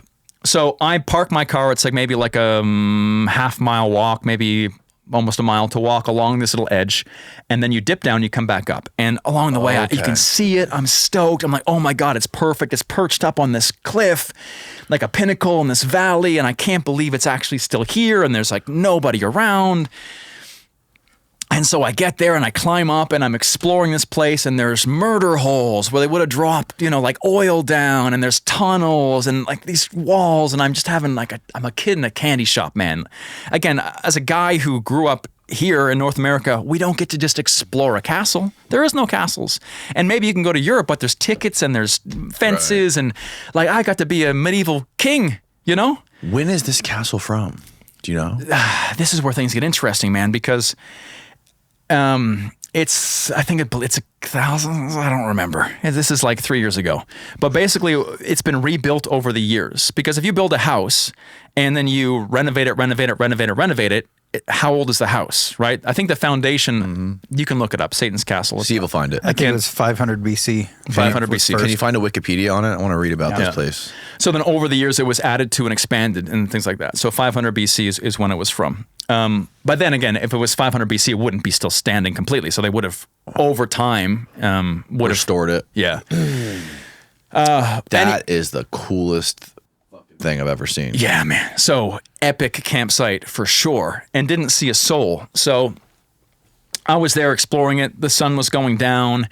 Having time of my life. One really weird thing that I saw when I was there, though, is there was like floodlights that were around the outside. But they were like broken, and the wires were cut and looked like they had been, I don't know, like busted for like 5 years or something like that. And but I was happy because I was like, oh shit, are they going to light this up? Because sometimes they'll light up castles at night just to make it look nice, but there's no road you can see it from. No one lives out there. So I thought it was strange they would have lights, but they look broken anyway. So I was like, okay, I guess that's weird, but that's fine. Do you know why they call it Satan's castle? I think because they believed a devil lived there. Really? Yeah. Steve, what have you found? Anything? It's tough to find. There's no articles on it, so you can't find any information. I found something. I'm just having to dig through this guy who went on this road trip, and then he stopped by the castle. That is so beautiful. It's dude. like Kalesik's. If you look up the Turkish name, you'll find it. Is that it? That's it. That's it. Yeah, that's it. Look that up. Weirdness. Google that. Cool. Yeah. Seitan Kalesi. I'll get back to We got to figure out why they called it that. That is nuts. All right, I'm there. How long did you stay there? Yeah, keep going. I was there for let me get to the story. Okay. So the idea was to spend the night there. All right, let's look at it's Satan. You might have to translate it into English. Yeah, what does Satan mean? Satan. It's a I can't read that. There you go. There we go. Magic. Is an old castle located in the something village of Sidir district in Ardahan province. The castle is a historical Insuti region, is referred to as, this is a hard thing to read, man. The Devil's Castle. Yeah, in the Georgian sources, and it is the date of the Ottomans' capture of the region. The name of the castle was later translated from Georgian. There are opinions that the Kakta Tsihi mentioned in the epic The Man in the Tiger's Skin, written by a famous Georgian poet, Shota Rustaveli, in the 12th century, is the Devil's Castle. Huh. Fascinating. When it was built. Yeah, it doesn't really say. See? Pull up the map. Built. Oh, there we go. Built between, according to the chronicle named Meshuri Matanin, which tells the history of the Georgian Principality of Shamashi Shabatoga and the neighboring states between 1561 and 1587. No, I think if you want to do detective work, you got to go. It says it was built during the time of the Urartians. So at the top, maybe, there it is. Time of the Urartians. So, just common knowledge. Yeah, just Google the Urartians, figure out when they were. When was the time of the Urartians? I wonder what the Urartians are doing now. Mm-hmm. Mentioned in the Assyrian sources. Wow, from the early 13th century BC. She's an old one. What? She's an old one. No way. That's 13th century BC. How old did they say Göbekli Tepe was? Oh, dude, like 12,000 BC. Yeah. 12,000? Yeah. Oh, okay. Yeah. But again, it's been renovated, right? The last renovation's probably medieval ages or something. Right. But there's some stories about this place. So I was a kid in a candy shop. Like, it was... If I go to a place or visit a people and it's better than I imagine, I am so happy. Because often the photos, are like Instagram versus reality for a lot of things, you know what I mean? Mm-hmm. And so I'm there, I'm like exploring, I set up my tent, we start a campfire. Me and the devil that lives there. There's no one else there. And so we're there, me and the devil. And the sun starts to go down. I'm like, all right, I should find my flashlight. And I couldn't find my flashlight. I was like, I must have dropped it when I was moving my camera gear and stuff around. And the sun was going down, and I had a torch. I always, when I go to these places, it's like cinematic. You bring one of those medieval torches with the fire. And so you can make those pretty easy with kerosene and an old t-shirt. Mm-hmm. And so I make my little torch, and I get my tripod and my camera, and I thought I'd get some cool shots of walking around the castle with the torch at night. And also found my flashlight on the side. And so I'm going down down the back steps, and I have the torch, and it's great. And then I look over, and then on the left-hand side, you can see the path. And so I was on one of these ramparts here on the left of the castle, and I could see two flashlights like on the path, and realized that they were standing there, like looking at me. But that's kind of far away. You can't really see too much detail. And I'm like, that must be like two local kids or something. And I'm there with my torch, and then I hear yelling like, and I was like, oh. And then I didn't know if they're yelling at me or yelling at each other. And then I hear it was a bullet. bullet zipped over my head. And I was like, wow, what the fuck? Like, no, they weren't shooting at me. Like, they must be hunting, but it's like fucking like 9 p.m. Like, who's shooting? Like, it must be a mistake. And so I kind of like, I have my fucking dorky torch. I like a movie, like look again, and then pew, another bullet, zoom, over my head. And I realized, no, they're shooting at me. And I hear them yelling again, and they start running along that path on the left towards the little bridge of the castle. And a literal watermelon, because there's only one way off this place, and it's that one bridge that they're going to get to. Mm-hmm. And I have all my tents there. Like, what do they want? Like, are they going to like kidnap me? This is kind of close to an area that's quite sensitive, and people sometimes there are terrorists and stuff. Oh yeah. So I was like, they can't be coming for me, but like they're obviously shooting at me specifically. Like, maybe they think I'm like a kid who's graffitiing, because there was a little bit of graffiti, and I look again and they're very much sprinting towards to catch me. And so I'm like, game mode. And so I put the torch out, and I'm like, there's no way I can get to my tent. I don't know what they want, but I don't want to find out. And I figured if I sprint, I can beat them to the front gate and I can hide on the mountain. So I have the torch out, and I have my phone. I didn't want to turn the flashlight on the phone, so I pressed record on the phone so I could use the dim light from the screen, and it wouldn't turn off, and I used that to find my way so they couldn't see where I was. As a bonus, I have the footage, but in the time I'm like I don't want to put on the flashlight, record, boom, like that. And so I was using the screen light to be able to go. Also, I guess as a bonus, it's nice to have the footage if I'm not dead. But at the same time, I'm trying to find my footing without showing them where I am. And so I'm jumping from rock to rock, and I make it down. I don't have anything on. It's very cold this time of year. It's like November, and I'm able to get out the front, climb up the side of the cliff, and I'm hanging on the side, like behind a bush. And these two guys run in, and they're like yelling, and they're on the top of the rampart there on the left, and they're looking around, and they start shooting into the air, and I'm hiding in the bush, and their flashlight scans by my bush, and that's the most terrifying feeling, man. Like feeling like you're being hunted by people with guns and you have nowhere to go. You can't move. The flashlight's on your bush, and you stay still. Complete freeze response. And the flashlight kept going, and they went around to look somewhere else because I can't escape, right? They went to go look in the field or something. I'm trying to climb back up the cliff and get to the path, but it's really rough and very steep. And I have my phone, luckily, and I look at my phone and I have one single bar of reception. And I have a local friend who's 3-4 hours away in the town. And so I messaged my friend Suat. I'm like, Suat, I'm at the castle that I told you I was going to. People are here, they have guns, and they're trying to get me. What do I do? And he said, hey, luckily he gets back to me pretty quick, and he's like, they're terrorists. They will try to kidnap you, and they will steal everything in your tent. Try to get away. But my car keys were in the tent. So where am I going to go? Even if I was managed to get back to the path, I can't get the keys. So I'm there shivering because it's November and it's like 10 p.m. or something, being like, what do I do? What do I do? And so I was like, Sua, can you send the police? And he goes, yes, don't worry, I'll definitely send the police. You hang tight, they should be there soon.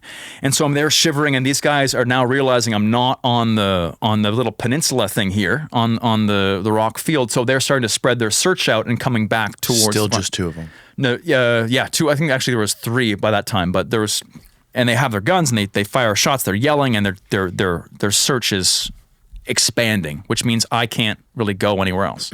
And they'll see me if I come back.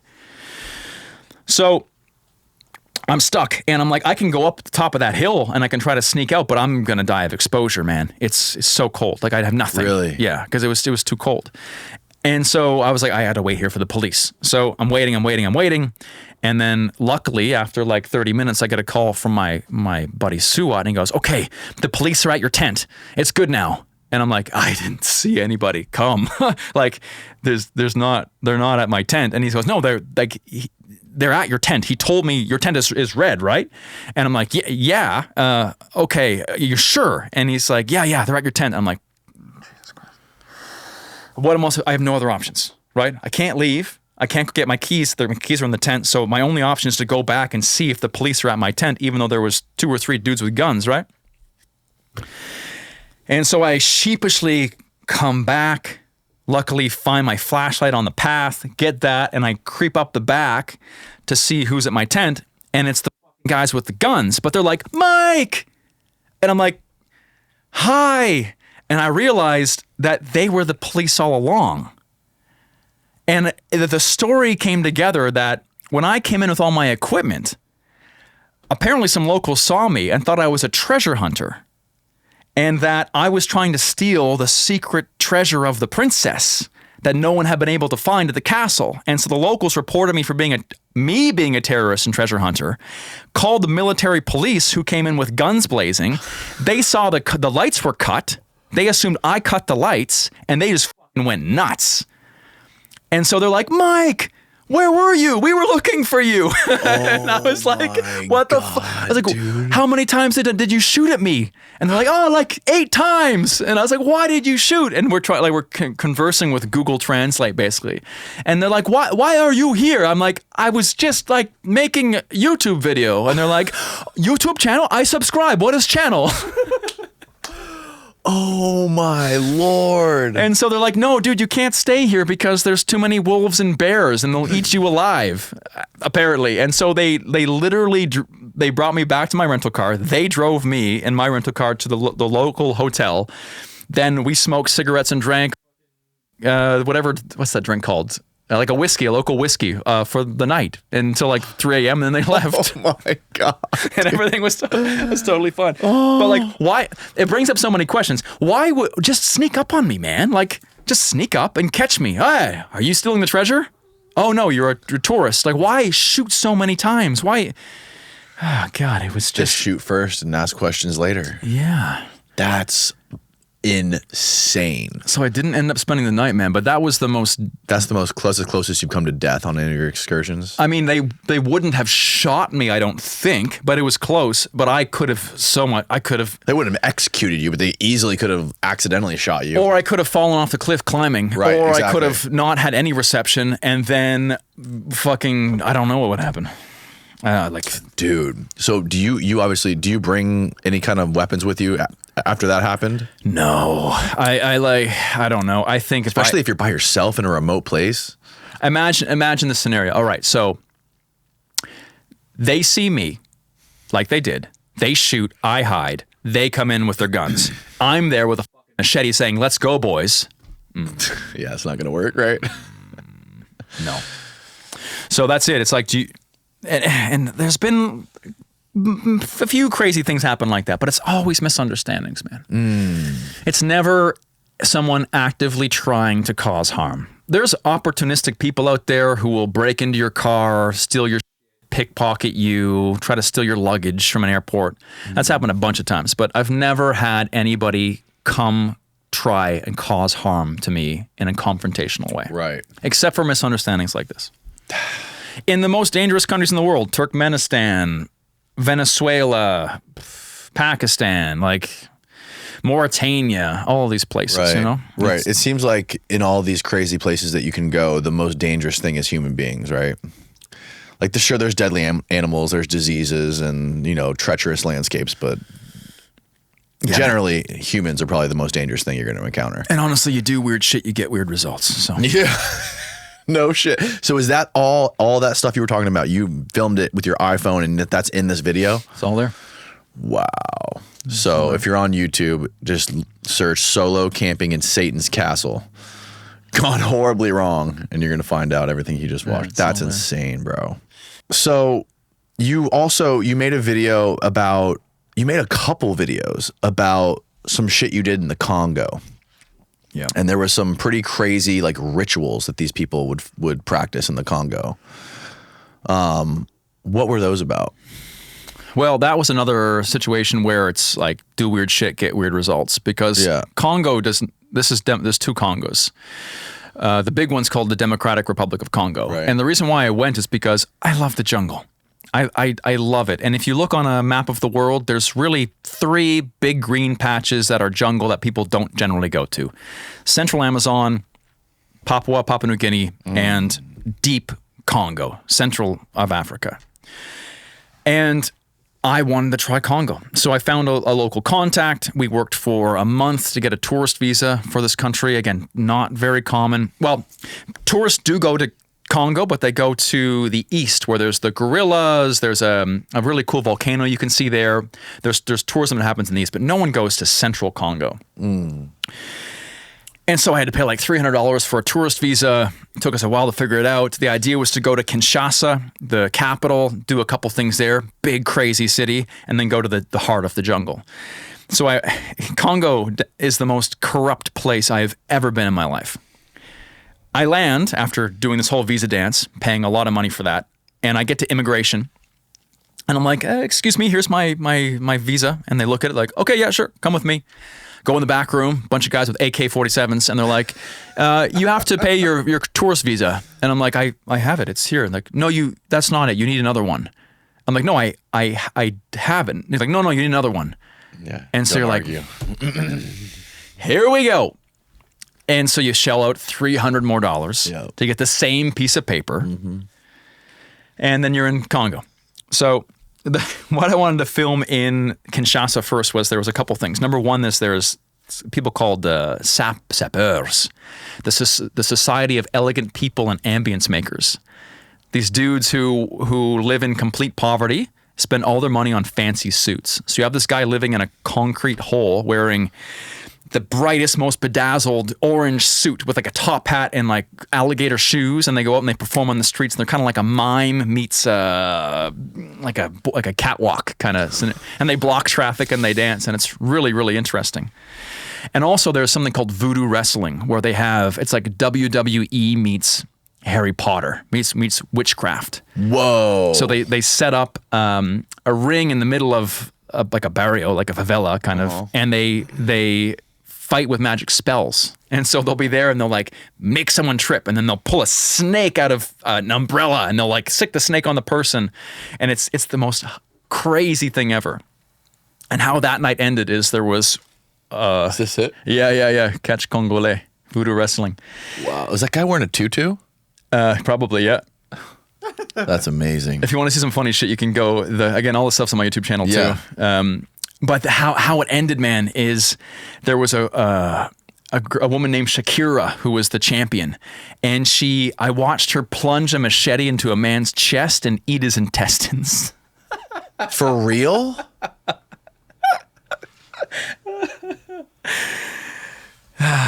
No, but it looked real. Oh. That was funny, Mike. But she really did eat intestines. So it's just kind of like WWE. I'm sorry if you believe in World Wrestling Federation, but it's a little bit fake. That's it's one of the shorts. Oh no, wait, why is it like that? Oh yeah, it's a short. It is a short. Oh, it's a 1 minute video. But you'll still see him. So what do they bring? So that's a fart attack. There, magic spell. Bam! He catches it. Has some kind of magic smoke. Oh, that's amazing. And there's a bit of like actual wrestling in there. And there you go, magic spells. Boom! Ouch! They're this is WWE inspired, obviously. Yeah, for sure it is. Yeah, look, the magic sleep umbrella. He's putting wine on them. Look at that. Oh, orange juice. Wow. That's a Shakira on the left. Boom. And then there's it's amazing. Dude. And this is it.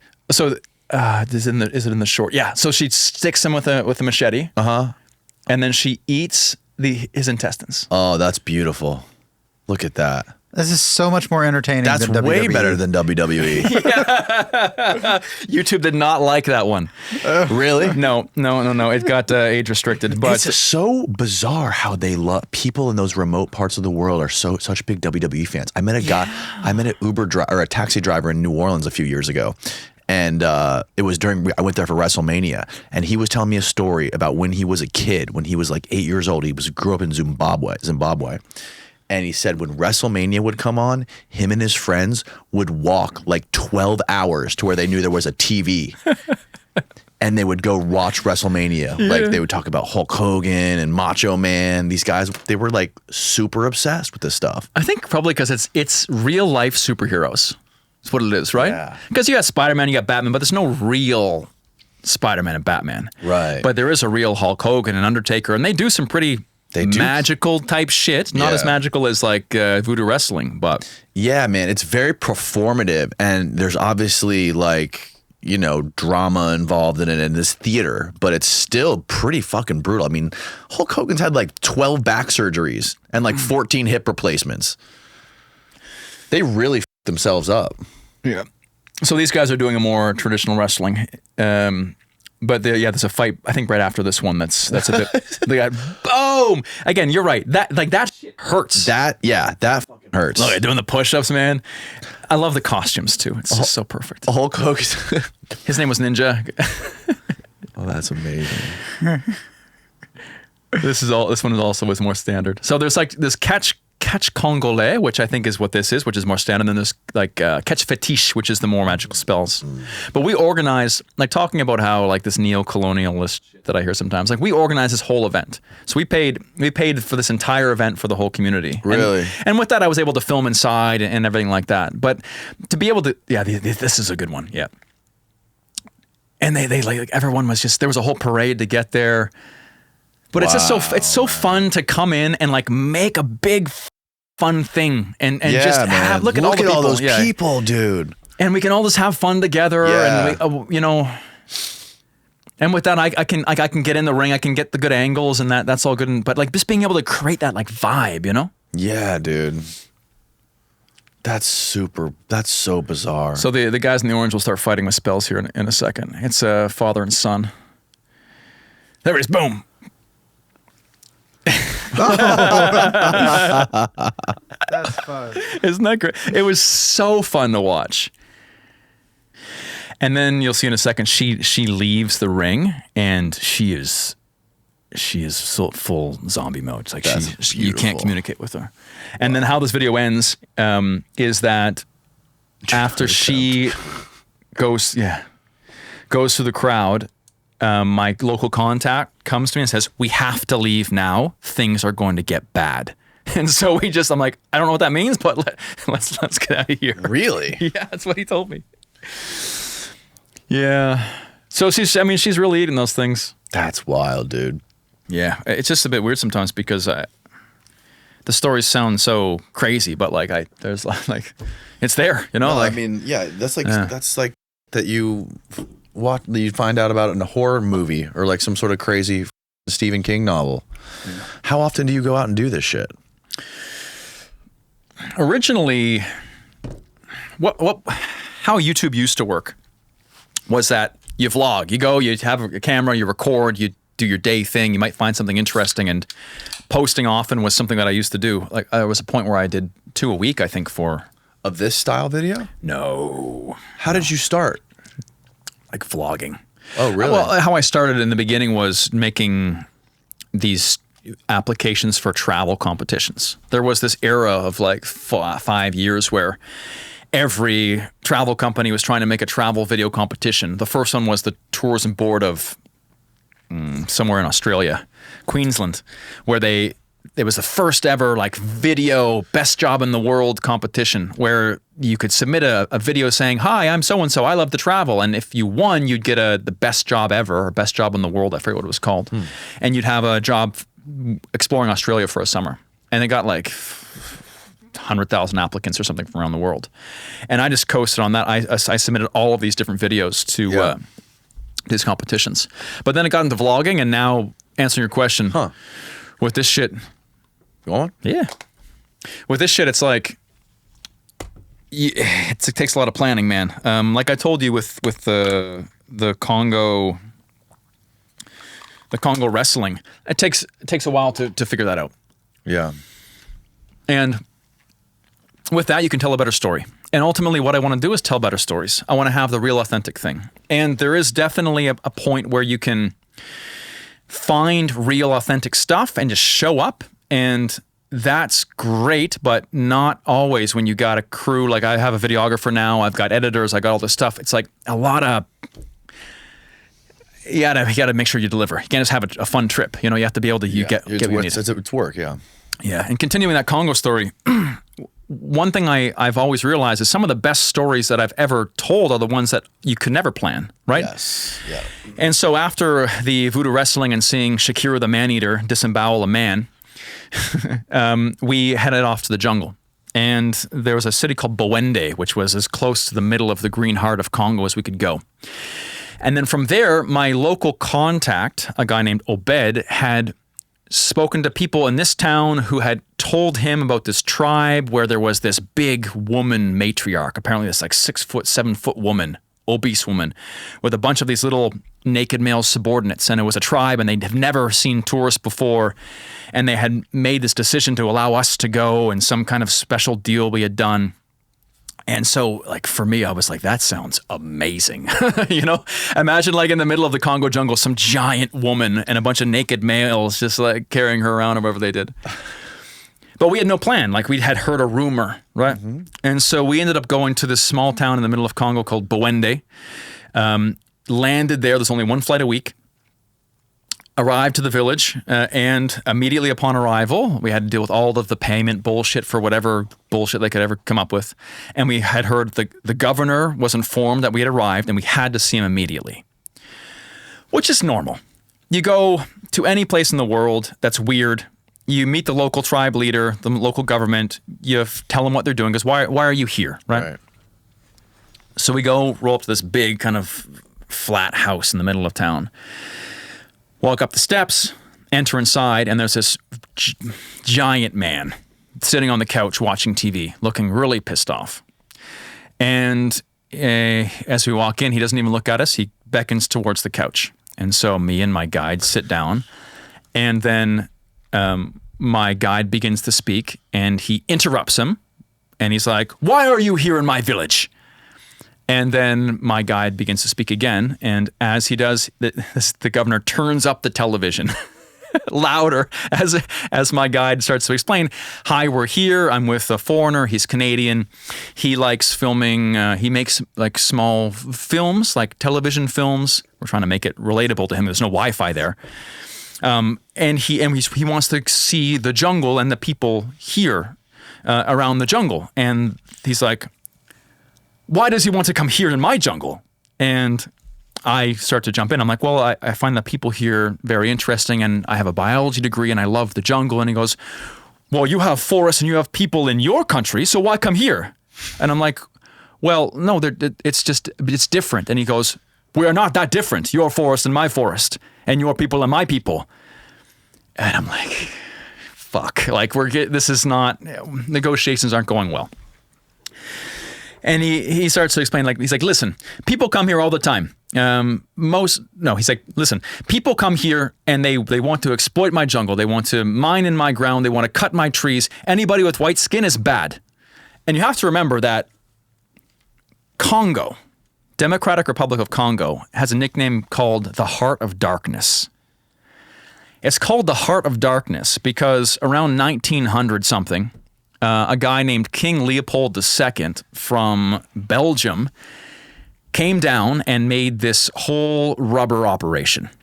This man, this horrible son of a bitch, killed, I think, 15 million people in Congo to exploit the country for rubber and other resources. If they didn't pick rubber fast enough, he'd cut off their hands and still make them keep the same quotas. And if they didn't make the quota, he'd kill them. He killed 15 million people. Think of that. We're talking early 1900s? I think it's like 1890 yeah, until early 1900s. Wow. And so with that, filming in a lot of these countries in the West that were exploited so much by colonialism, it's very difficult because everyone thinks a white person is trying to take advantage of you. Yeah, man. It's like that epigenetic trauma. Exactly. And even now, he was right. He would have seen a few foreigners in his life, and they would have been there to illegally log. I'm a dude with a camera.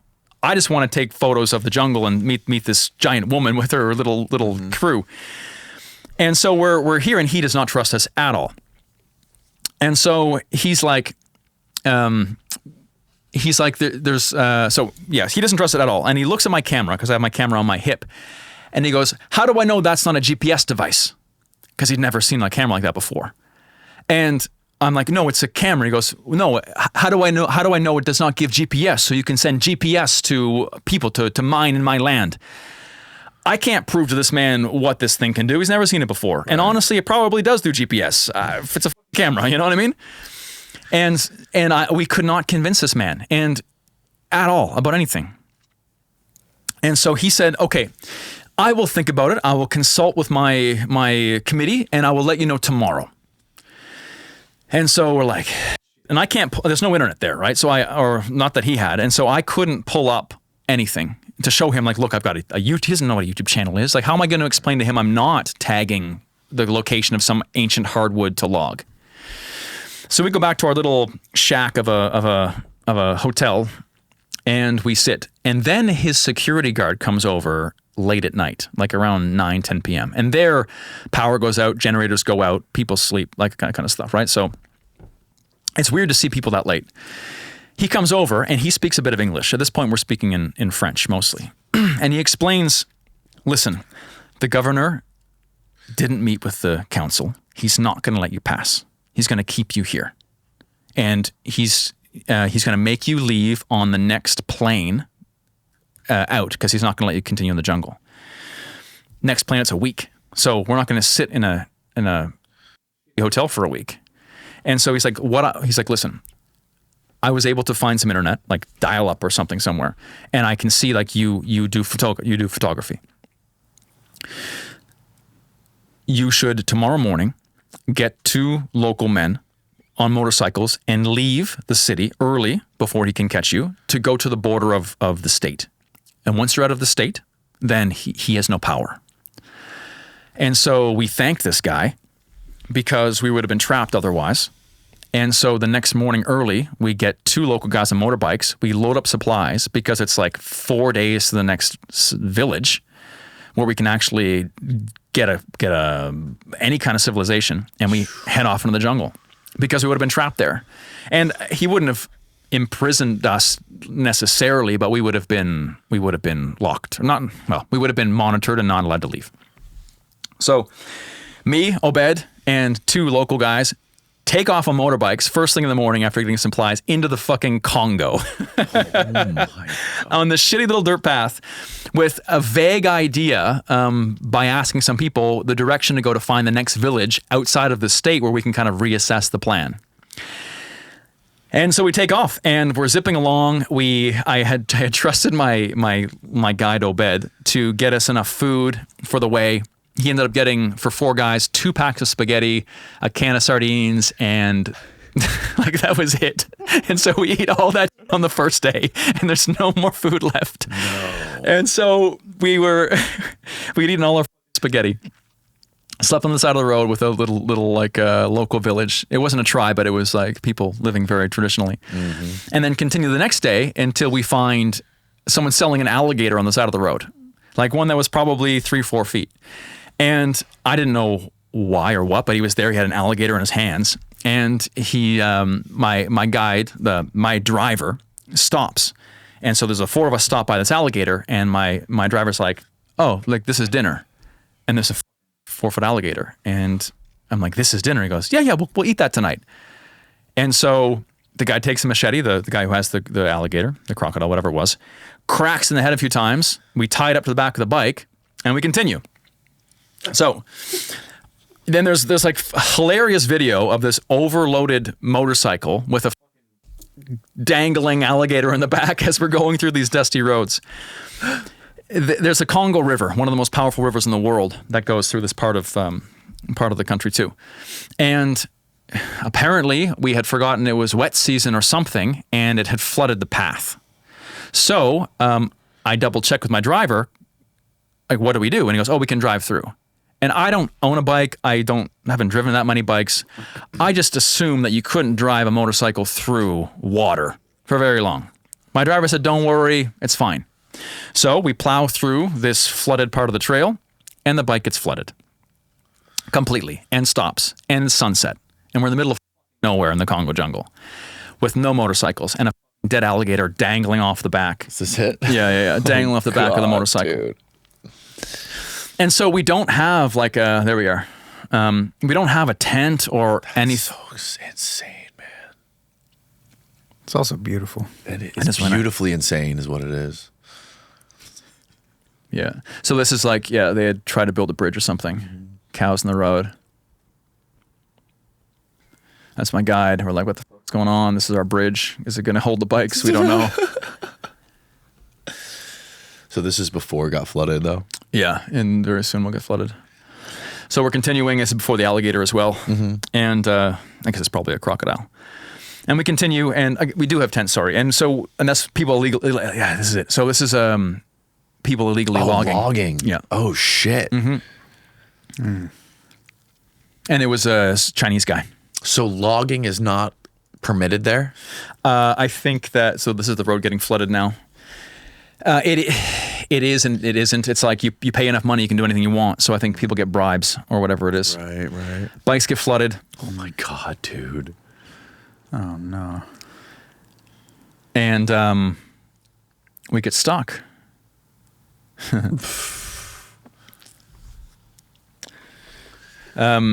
So then what happens is that so there's this little village, see it here. The people walking on the path, the whole thing's flooded, and we have to make a choice. It's like we're too far from a village to walk. The sun's setting. There's not really any place to pitch our tent. And so we decide to see if we can make peace with the alligator there dangling on the bottom. Oh, yeah, I saw it. How can we make peace with this tribe? And we had the food. We had the crocodile. Right. And so there it is in the bottom. That's amazing. And we decided to barter the crocodile for a night in one of their huts. So in a moment, we show up with a crocodile over our shoulder. These people we've never met before, never seen before right here. And we're like, hi. And they don't even speak French. Because again, people from Belgium were French. They colonized this place. So French is a language you can speak in Kinshasa, a lot of places. They only speak the local language. Luckily, one of our guides did. This is me trying to like hide the camera behind the crocodile so I'm not running up with them and just filming, right? Because this is a first. These people have probably never seen a camera before. They wouldn't. But the only people they would have seen would have been probably Chinese people legally logging. Oh, okay, yeah. Wow. And look at her. She's like totally. She's like, who is this white ghost right now? And the first thing they do is they bring over a chair for me. A bucket. And I can't communicate. And so I'm waiting for my local guide to come. And here we negotiate, we talk, we exchange the crocodile, and there they had already eaten, I guess, for the evening.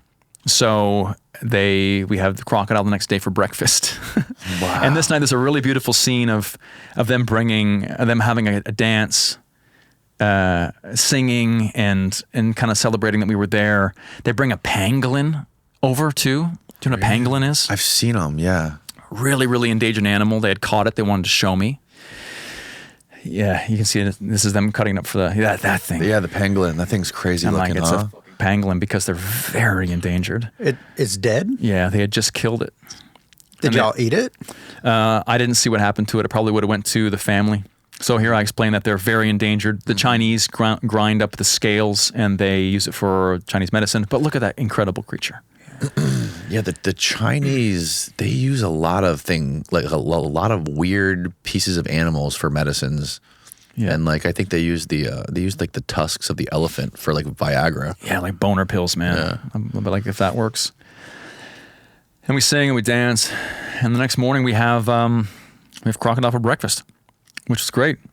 Did the bike ever start back up? Yeah, well, actually, the two guys I think pushed forward to some point. I think loaded the bikes onto boats, and there was the next morning here we wake up, we eat the crocodile, and then we take boats to the village because you can't get by on the path. So we get in these boats, these dugout canoes, we load everything up, and we go. We take most of the day to get to the next village.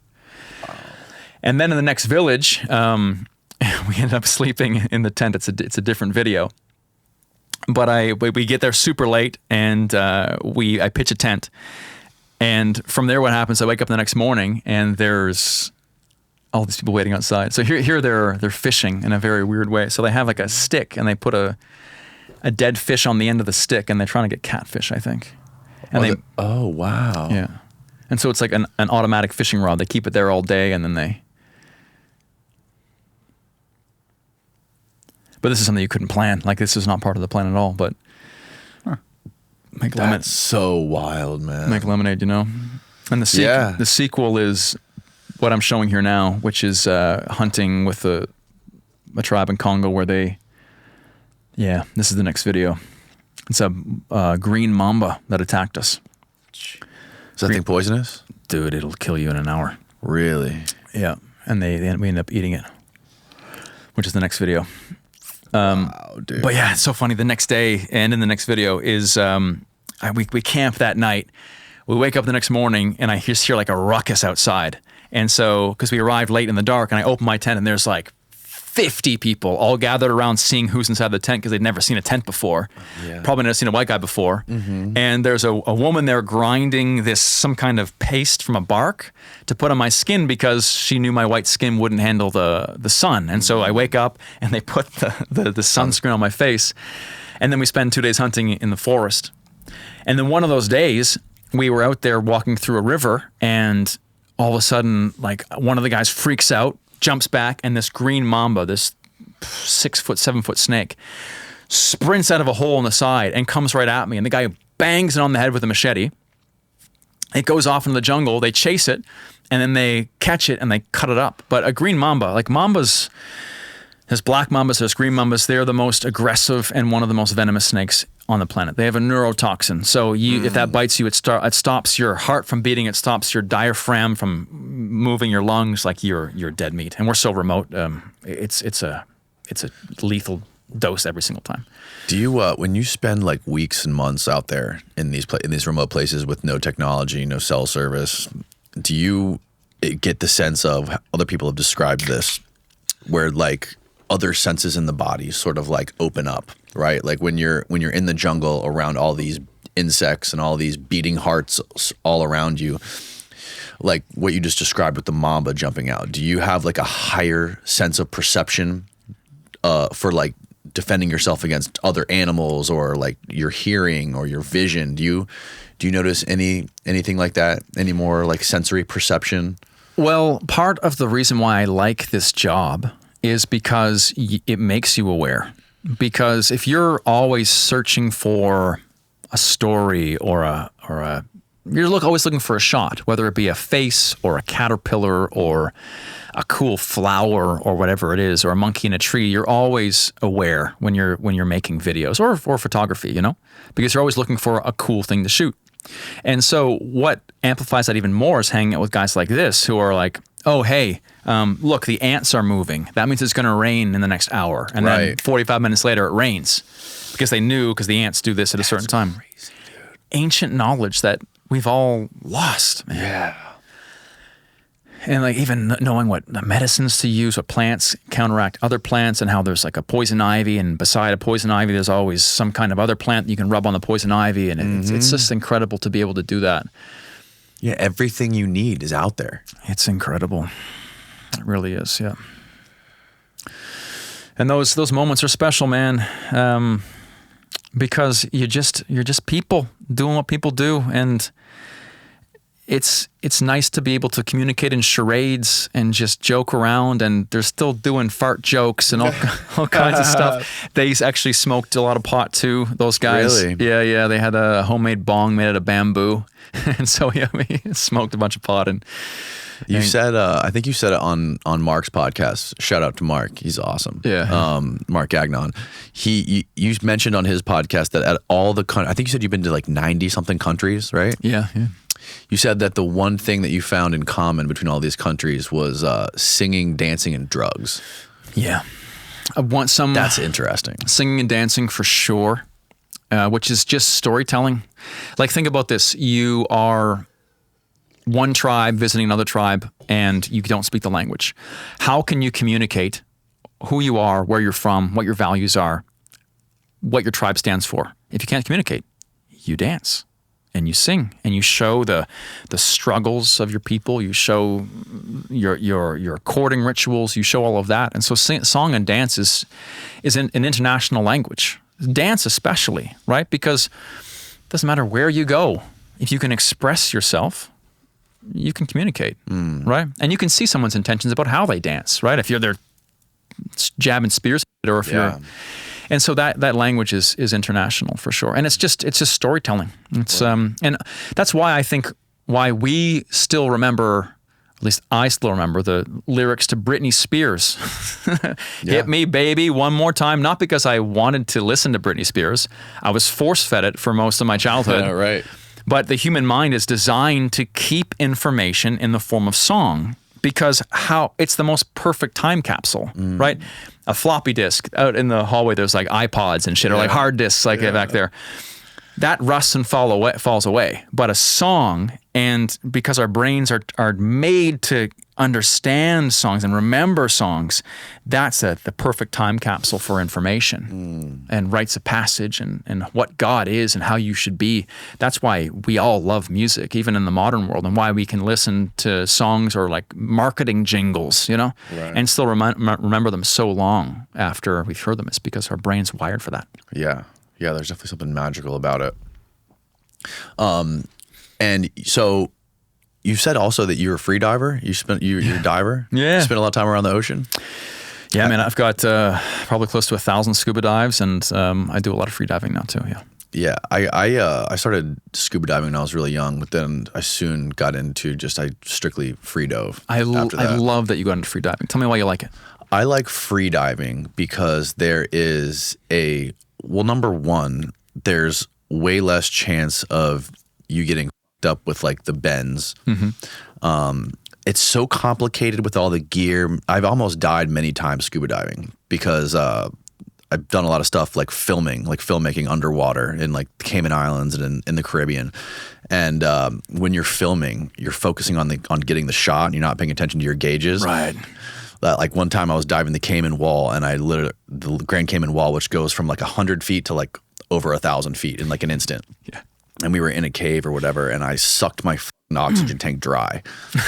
I was 100 feet down, and I was like grabbing my buddy's fin. I almost shot to the surface. I almost died. My buddy grabbed me down and gave me his octopus, and I started breathing on that. But free diving is different. Free diving is like you got to be way more hyper aware of your surroundings. And when you're doing those long breath holds, it's like meditative. And when you're done, like after you're done, like an hour of free diving or spearfishing, you get this I don't know what it's from. I don't know if it's from the breath holds or what like chemically is going on in your head with the oxygen deprivation, but you get this crazy sense of euphoria after. It's super meditative. I don't know another word to describe it. Dude, breath is this underrated thing that we have. I think it was one of these ancient things that some cultures began to understand the power of, and then we just lost it. But if there's, like what I preach now is, if there's one skill you want to work on to reduce stress, be healthier, just feel better in your body, breath, man.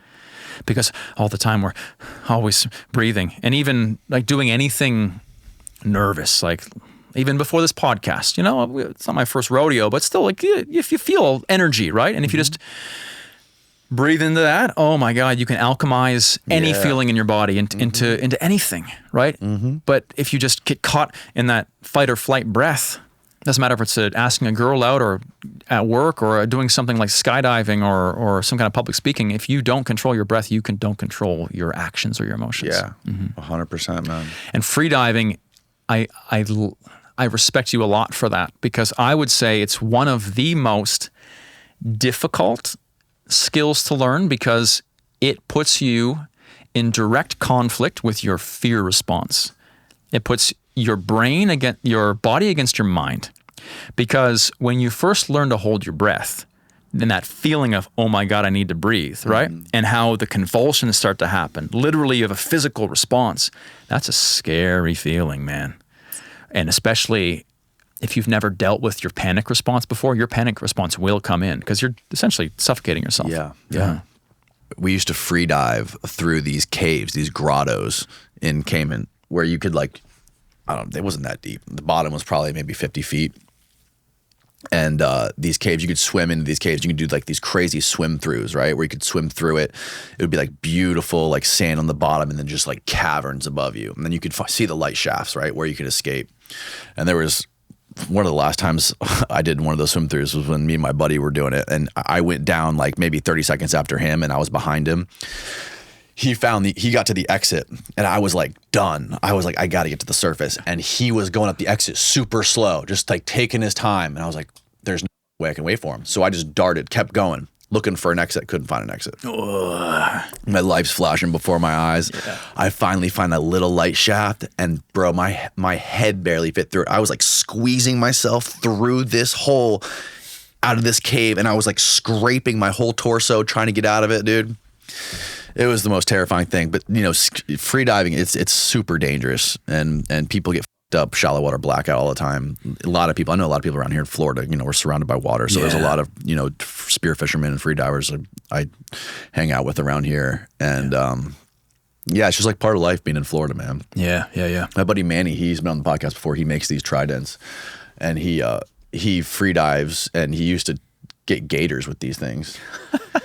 When he was younger, that is some badass Florida Everglades there. Yeah, he still hunts gators, but now he mainly just hunts tilapia. But he's killed like boars and stuff with these tridents, and they're like super heavy duty. Florida's great, man. There's a lot of really good wildlife around here. They got the Everglades, we got the Atlantic Ocean, we got the Gulf, we got the Keys.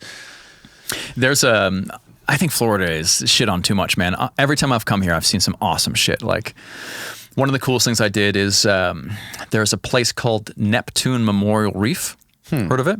No. Off the coast of Miami, there is it's not far, it's maybe like 10 minutes by boat. There is a underwater cemetery where if you choose to, you can have your ashes after you're cremated put into concrete and then sunk under the water. And so you go into this like mausoleum type, there it is, yeah. Whoa. Yep. Holy crap. Yeah. How have I not heard of this? Yeah. And so in this concrete are human ashes. And so if you want to be part of the ocean, man, you become the reef. Yeah, it's amazing. That's really cool. There's like big lions, and I think most people you become like a sea star or something simple. Okay, so they'll basically create like cool looking concrete statues out of your ashes and put them down. What's that one? What's that guy with the beard down there, Steve? Is that an actual person? Oh yeah, that's a statue. Yeah. Wow. I was there probably like 20, I don't know, a while ago, but that wasn't there when I was there. That looks new. But I mean, the hurricanes wreak some havoc on these things, but it's still there. Yeah. It's a really cool dive site. And in places like that, right, it's an artificial reef. And so like it's full of fish, and it's so cool to see the sea creatures, the corals grow on it. It's a really, really cool dive site. Yeah. Oh, here's a video. If you want to look at my video, it's even better. Oh, you got one? Oh yeah, of course you got a video on it. Have you spent a lot of time in like the Caribbean or like Central America, like around there? A little bit, yeah. Like right now, I'm living in Mexico. Obviously. Yeah, and there's like the cenotes there for free diving. Amazing, these freshwater sinkholes, dude. I can go on forever about how cool Mexico is. Like, it's really, like people think, it's like wet t-shirt competitions. Well, I think cartels when I think of Mexico. Back when the channel was called Kick the Grind, man, that was a long time ago. Look at all those fish. What did you say? Back when the channel was cold? It used to be called Kick the Grind. Oh, really? Yeah, I changed it. Yeah, that's insane. It's an awesome place. Yeah, there's I know a lot of people scuba dive the area where the Chicxulub crater was in the Yucatan. Yeah, where the comet that took out the dinosaurs is. There's some crazy video. Have you been there? I haven't been. Which dive are you talking about? It's the I don't know. I've just seen videos of where that crater hit right in the Yucatan, where the comet that took out the dinosaurs. There's like these crazy like underwater caverns. It was Halloween and we made jack-o'-lanterns underwater. Pumpkins underwater. Yeah. And wait, it'll show in a second. And then I'm not going to spoil the surprise, but you'll see in a second what we do with the pumpkins. Yeah, but that's why the cenotes are there. That's why there's all those freshwater sinkholes. It's because when the meteorite hit the earth, killed the dinosaurs, Swiss cheese the landscape, then it's limestone, so it's ancient coral reef. Yeah, we put the glow sticks inside. Oh, that's sick, dude. You stayed there after dark. Yeah. You guys are nuts. Night dives are fucking terrifying, man. Yeah. I did one in the Cayman Islands. Cayman's crazy because they got all the what's it called? What's the word? What's the word? Bioluminescence. Yeah, that's just cool. Yes, dude. All this glow in the dark little creatures. Yeah, it's really cool. That kind of shit makes you realize that fact can be stranger than fiction sometimes. Like the world's an amazing place. We just always go to the same locations, you know? Yes. Yeah, man. But yeah, scuba diving in Mexico is amazing. The Mayan, I guess the reason why I live in Mexico out of all these places is because Mexico has probably the coolest amount of shit per square mile in the world. If you gotta peel the Zen off, there's a trash can right there. For example, dude, like the Mayan culture's super fascinating. Mm-hmm. And there's a lot of things that people don't realize about the Mayans, like how badass they are. Like we've done a lot of cave exploration there, a lot of cenote exploration. But you can go down into, like there's one cave we went to, it's actually just south of Mexico in Belize, but it's all still Yucatec Mayan. And I had heard a rumor of a crystal skull, like Indiana Jones crystal skull. Have you heard of the Blue Hole in Belize? Yes. So really famous dive spot, right? Mm-hmm. It's kind of like this cenote thing out in the water. Yeah, it's beautiful. There's a black hole in Belize that very few people know about. And it's inland, and it's a sinkhole. A mountain collapsed, boom, and made this hole, a black hole that goes deep into the ground. Mm-hmm. And I had heard that in the black hole there was a crystal skull, an old Mayan sacrifice from 1,000 years ago.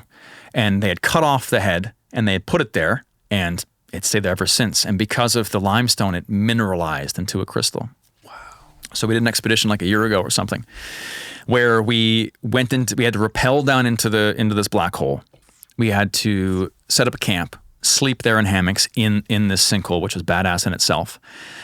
And then the next morning went down this crazy, sketchy cliff slope thing into an underground river. Walked through the underground river for 3 hours until there was this kind of like opening. We climbed another slope in the dark, and then there was this huge chamber with cave formations that are 1 million years old, like these giant towers of stalagmites and stalactites. And we were poking through there and climbing through these shafts with like crystals and bats, and it was amazing. And then, true enough, that's the cave going down in. That's the black hole. That was so. This is from going down to the black hole, camping, and then the cave continued off to the side. Right. This is hiking down the side. In a second, we find Mayan obsidian, so volcanic glass that they would have used for bloodletting. And bloodletting wasn't like, blood brothers, let's cut your finger. Like dudes would cut their foreskin with obsidian and then take a knotted vine and pull the knotted vine through the foreskin to be able to get blood sacrifices. Wild, right? Also, you do it through your bottom lip, and you pull the knotted or thorned vine through to get the blood. Ugh. And what do they do with that blood? Man, well, at this point, again, you don't know the full story, but what they would have done most likely is do sacrifices to the rain god Chak, because no one really knows why the Mayans' civilization collapsed. It was one of the most advanced ever, right? They invented zero. They had this incredible calendar, right? That the world was supposed to end, but it didn't. But that's like a misconception anyway. Mm-hmm. But they think it's because of drought. And so this is near the end of the Mayan Empire, where the drought most likely was ravishing the country, famine because they couldn't grow crops, and they were doing sacrifices, blood sacrifices, and then this is one of the human sacrificial spots. All those are stalactites made by dripping and dripping and dripping. And how can you tell it's a sacrificial spot? Because there's bones. Oh, shit. Yeah, you pop that for a sec. That's Chak there, the Mayan god of rain. So they would do these sacrifices in hopes to bring to appease the rain gods, to bring rain. And these towers you see, they grow like 1 millimeter a year. And so some of them are like stories and stories tall. That's spooky. And so we're putting ourselves through here. Here we find another skull. Down there, it was a child. Oh my God, dude. And see how its head's really strange? Yeah, what the hell? It's like an alien. It would have been flattened. So what Mayans did with their children is they would tape they would put a reed or a rope around the forehead of a child with a board, and they'd flatten the skull. And so the head would become almost like a cone head. This is kind of halfway in between, but they believe people came from corn. So they'd shape babies' skulls with boards to make their heads look like corn. So the whole skull would be shaped like a cone head. Really crazy, right? And so we climb up the shaft, which is like very claustrophobic. Yeah, that's not a place I'd be wanting to go. Yeah. And the interesting thing too is like, how did they get here? Like we've got all of this climbing equipment to rappel down. We've got headlamps, all this monitored equipment. They would have had a torch maybe. They would have carried a victim down there. There's the skull. Cut off the head of most likely a virgin 1,000 years ago, placed there and never touched. Crystallized like the rock. There it is. Whoa, dude. That's wild. Yeah. Yeah. Insane. Literally a crystal skull. And it's been there ever since. Shout out to a place called Ian Anderson's Adventure Lodge, where you can, if you wanted to go to the black hole, you could. You can go check out their facility there. Oh, really? Yeah. This is kind of like a secret. I mean, obviously the secret's a bit out, but you can go speak to them, and it's a thing people can do. I don't want to say that too much because it's very difficult to be able to get there. But if you're fit enough, and if it's still there, like part of the curse of this job is like you uncover something and anything can happen, right? But look at that thing, man. So that's bizarre. So imagine this. Let's just put ourselves back there for a second. You have these Mayan warriors with shaved teeth, because they used to shave their teeth to points. They used to embed jewels into their teeth too. So you have these like cone head guys with sharp teeth with jewels embedded, going down, probably fucked off psilocybin or some kind of hallucinogenic. Yeah. They had these strange things, I forget what they're called, but it's like a butt trumpet where they would put things into their butt. So they would do hallucinogenics most likely through the rectum, they think most of the time.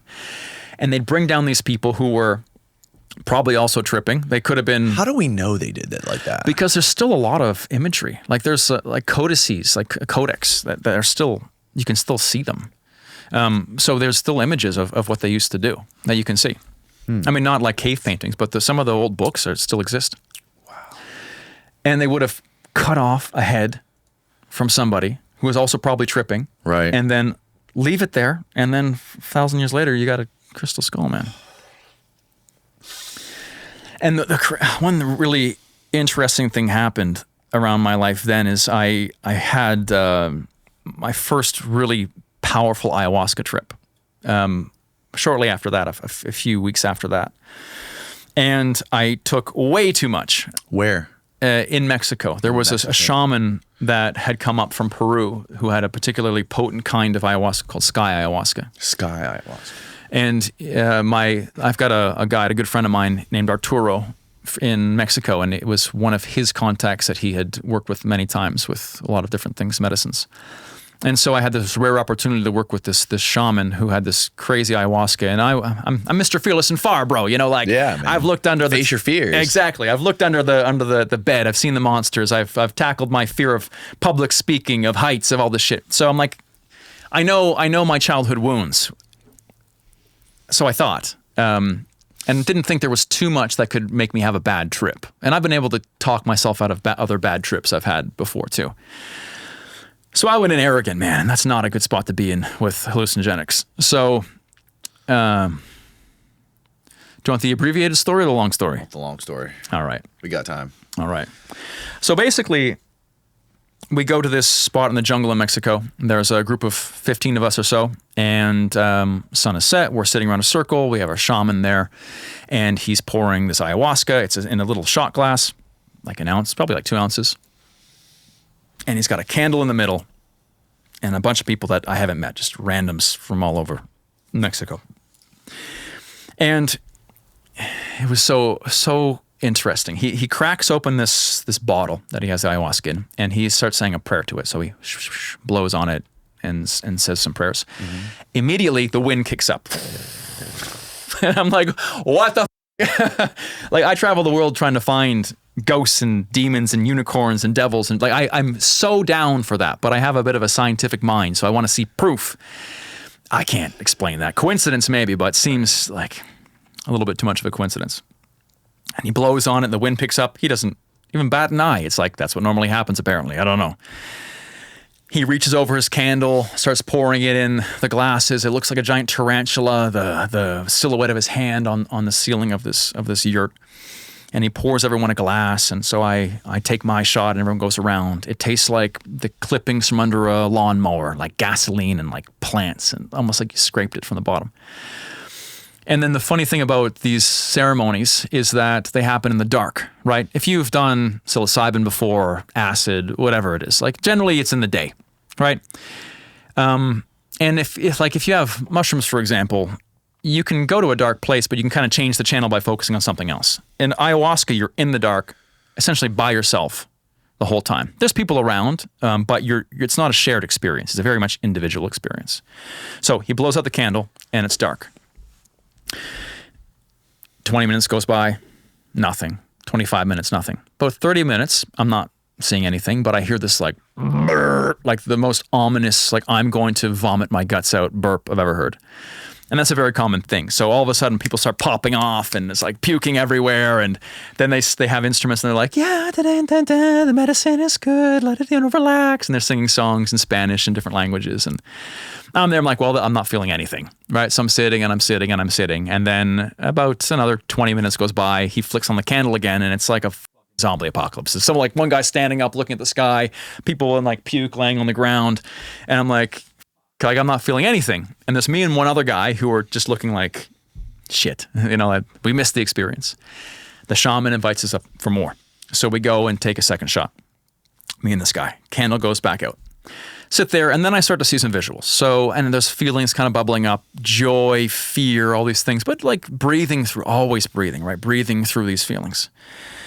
And I'm feeling like I'm starting to figure out what it's like, and I'm feeling a bit comfortable. And so I'm like, I really got to piss. So I'm going to go up, and at this point, you could have as much as you wanted. I'm going to take my third shot, and I'm going to go take a piss outside, and I'm going to come back and just settle into my cocoon.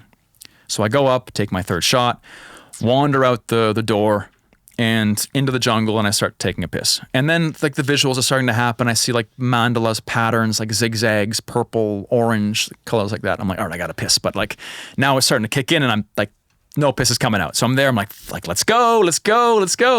And then I'm like, got to puke. And so I take a knee and I puke and I puke and I puke. And I get up and I have no idea where the fuck I am anymore.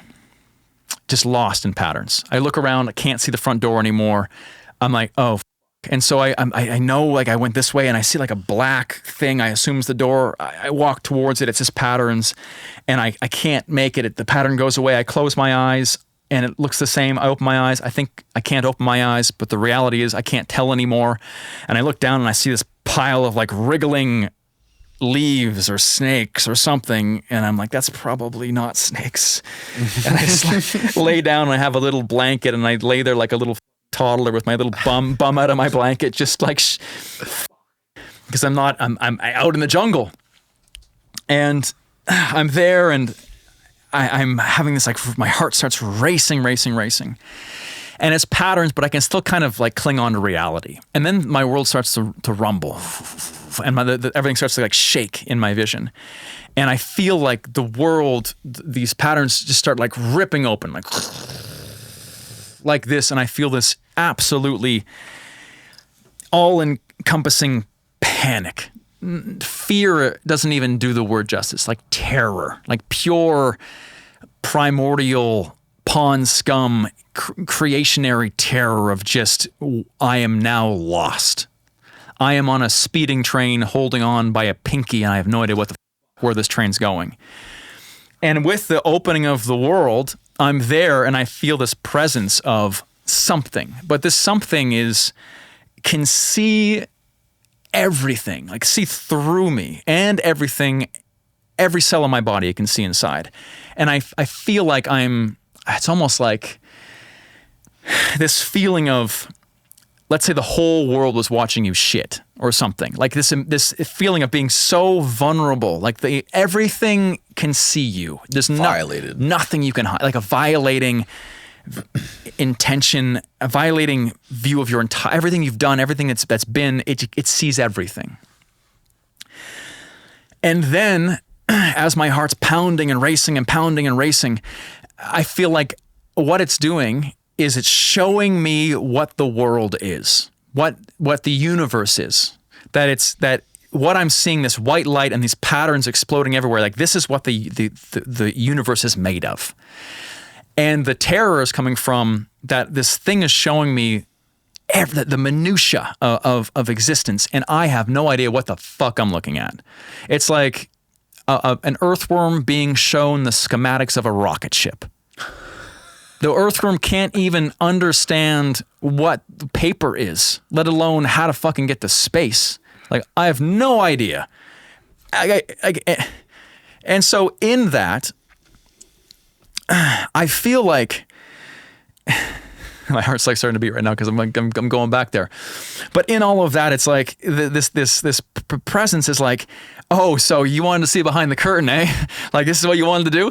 Have a fucking look, you know? Like, this is everything. You can't even begin to understand this, you insignificant mote.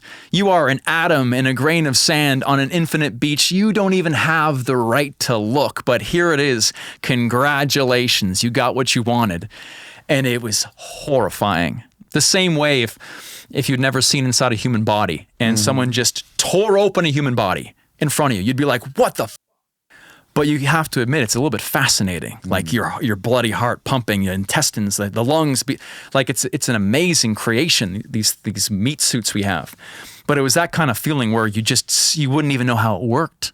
You know, like no idea what I saw. And with that, I was having like panic attack after panic attack and having to like breathe through. And luckily the shaman was very good at what he did. And he said in the beginning, the more you fight it, the more it'll fight back. Right. And so again, went back to the breath. No matter how much you're panicking, no matter what's happening in your life, if you can breathe out of these feelings, that's all I had. I didn't even know where I was anymore. So just with the breathing, remembering every trip has an end. I was there. Are your eyes open or closed? You know? I couldn't tell. You don't even know. That was the scariest part because I didn't know where I was, lost in the abyss. So I'm there with my little booty hanging out of my blankie, and I remember saying, "It's okay, baby. It's okay, baby. Every trip has an end. Every trip has an end, baby. It's okay."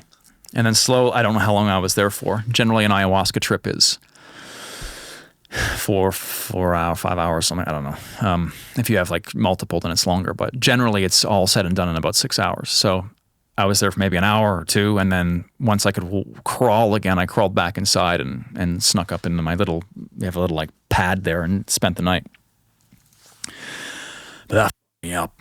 That fucked me for a long time. How long does that like super intense feeling of the universe being ripped open? How long does that last? You can't tell. But judging by the time where I could come back to reality, I would guess I was probably there for like an hour. But after that, it's somewhat manageable. Then like a general ayahuasca experience, you would be able to mostly control yourself. Like that, I had a lot. If you have like a heroic dose, you kind of lose yourself. But if you were to go have one shot or two, even, you wouldn't lose track of reality. Generally, depending on your body and your tolerance. But dude, that fucked me up for months. Really? Yeah. Oh, how so? I missed one important thing there. Yeah. What started the story with the skull is in the presence of that God is what it was. I felt that I was so insignificant that the only thing I could ever possibly do with my life is just give myself to this thing. I have no other gift to give. Can't give money, can't give any possessions. The only gift I can give as a human being to whatever that was my life. And then I got how human sacrifice could be a thing. Because we looked at the crystal skull. Those people all would have been on some high-level hallucinogens. So if you're meeting God and you do feel like you have to help your entire culture, your people, your Mayan brothers, whatever, you could sacrifice. And not in like a suicidal sort of way, but like in a self-righteous, like the only gift I can give is my life. And it kind of fucked me a little bit because once you see that, once you feel that even, you can't unfeel that. Like, what was that? Does it exist? This is the question about psychedelics that I always want to know. Does that always exist, or is our brain just painting it on? Right. Yeah, that's a good question. Is that something that's always there, and that just like our brains are filters that are filtering out that world so we can survive and eat and reproduce, and when we take these psychedelics, it maybe breaks that filter so we can see what's really here? Are our perceptions, our smell, our sight, is that just a filter? We'll never know. It felt real, but we'll never know. I considered myself agnostic before that, and it took me, this is about 1.5 years ago when that happened, and I've been slowly realizing that, like, there's probably something else, and I probably saw it, and I can reject it, and I can feel I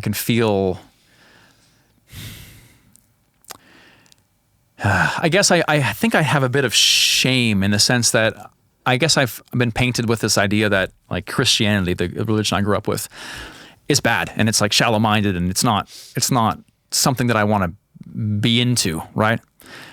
Most people you see are like devout Christians aren't painted always in the best light, I guess sometimes in culture, right? Or there seem to be like they don't understand the world.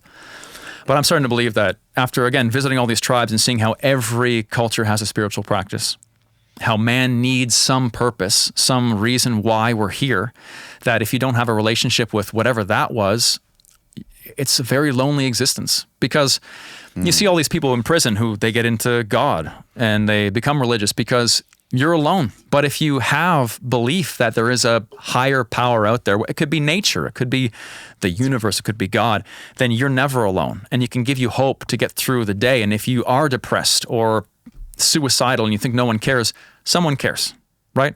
And I've begun to understand that maybe man should have a relationship with God. Whatever that is, a relationship with, again, I feel God has so much cultural bull attached to it, but just a relationship with the universe. Yeah. Right?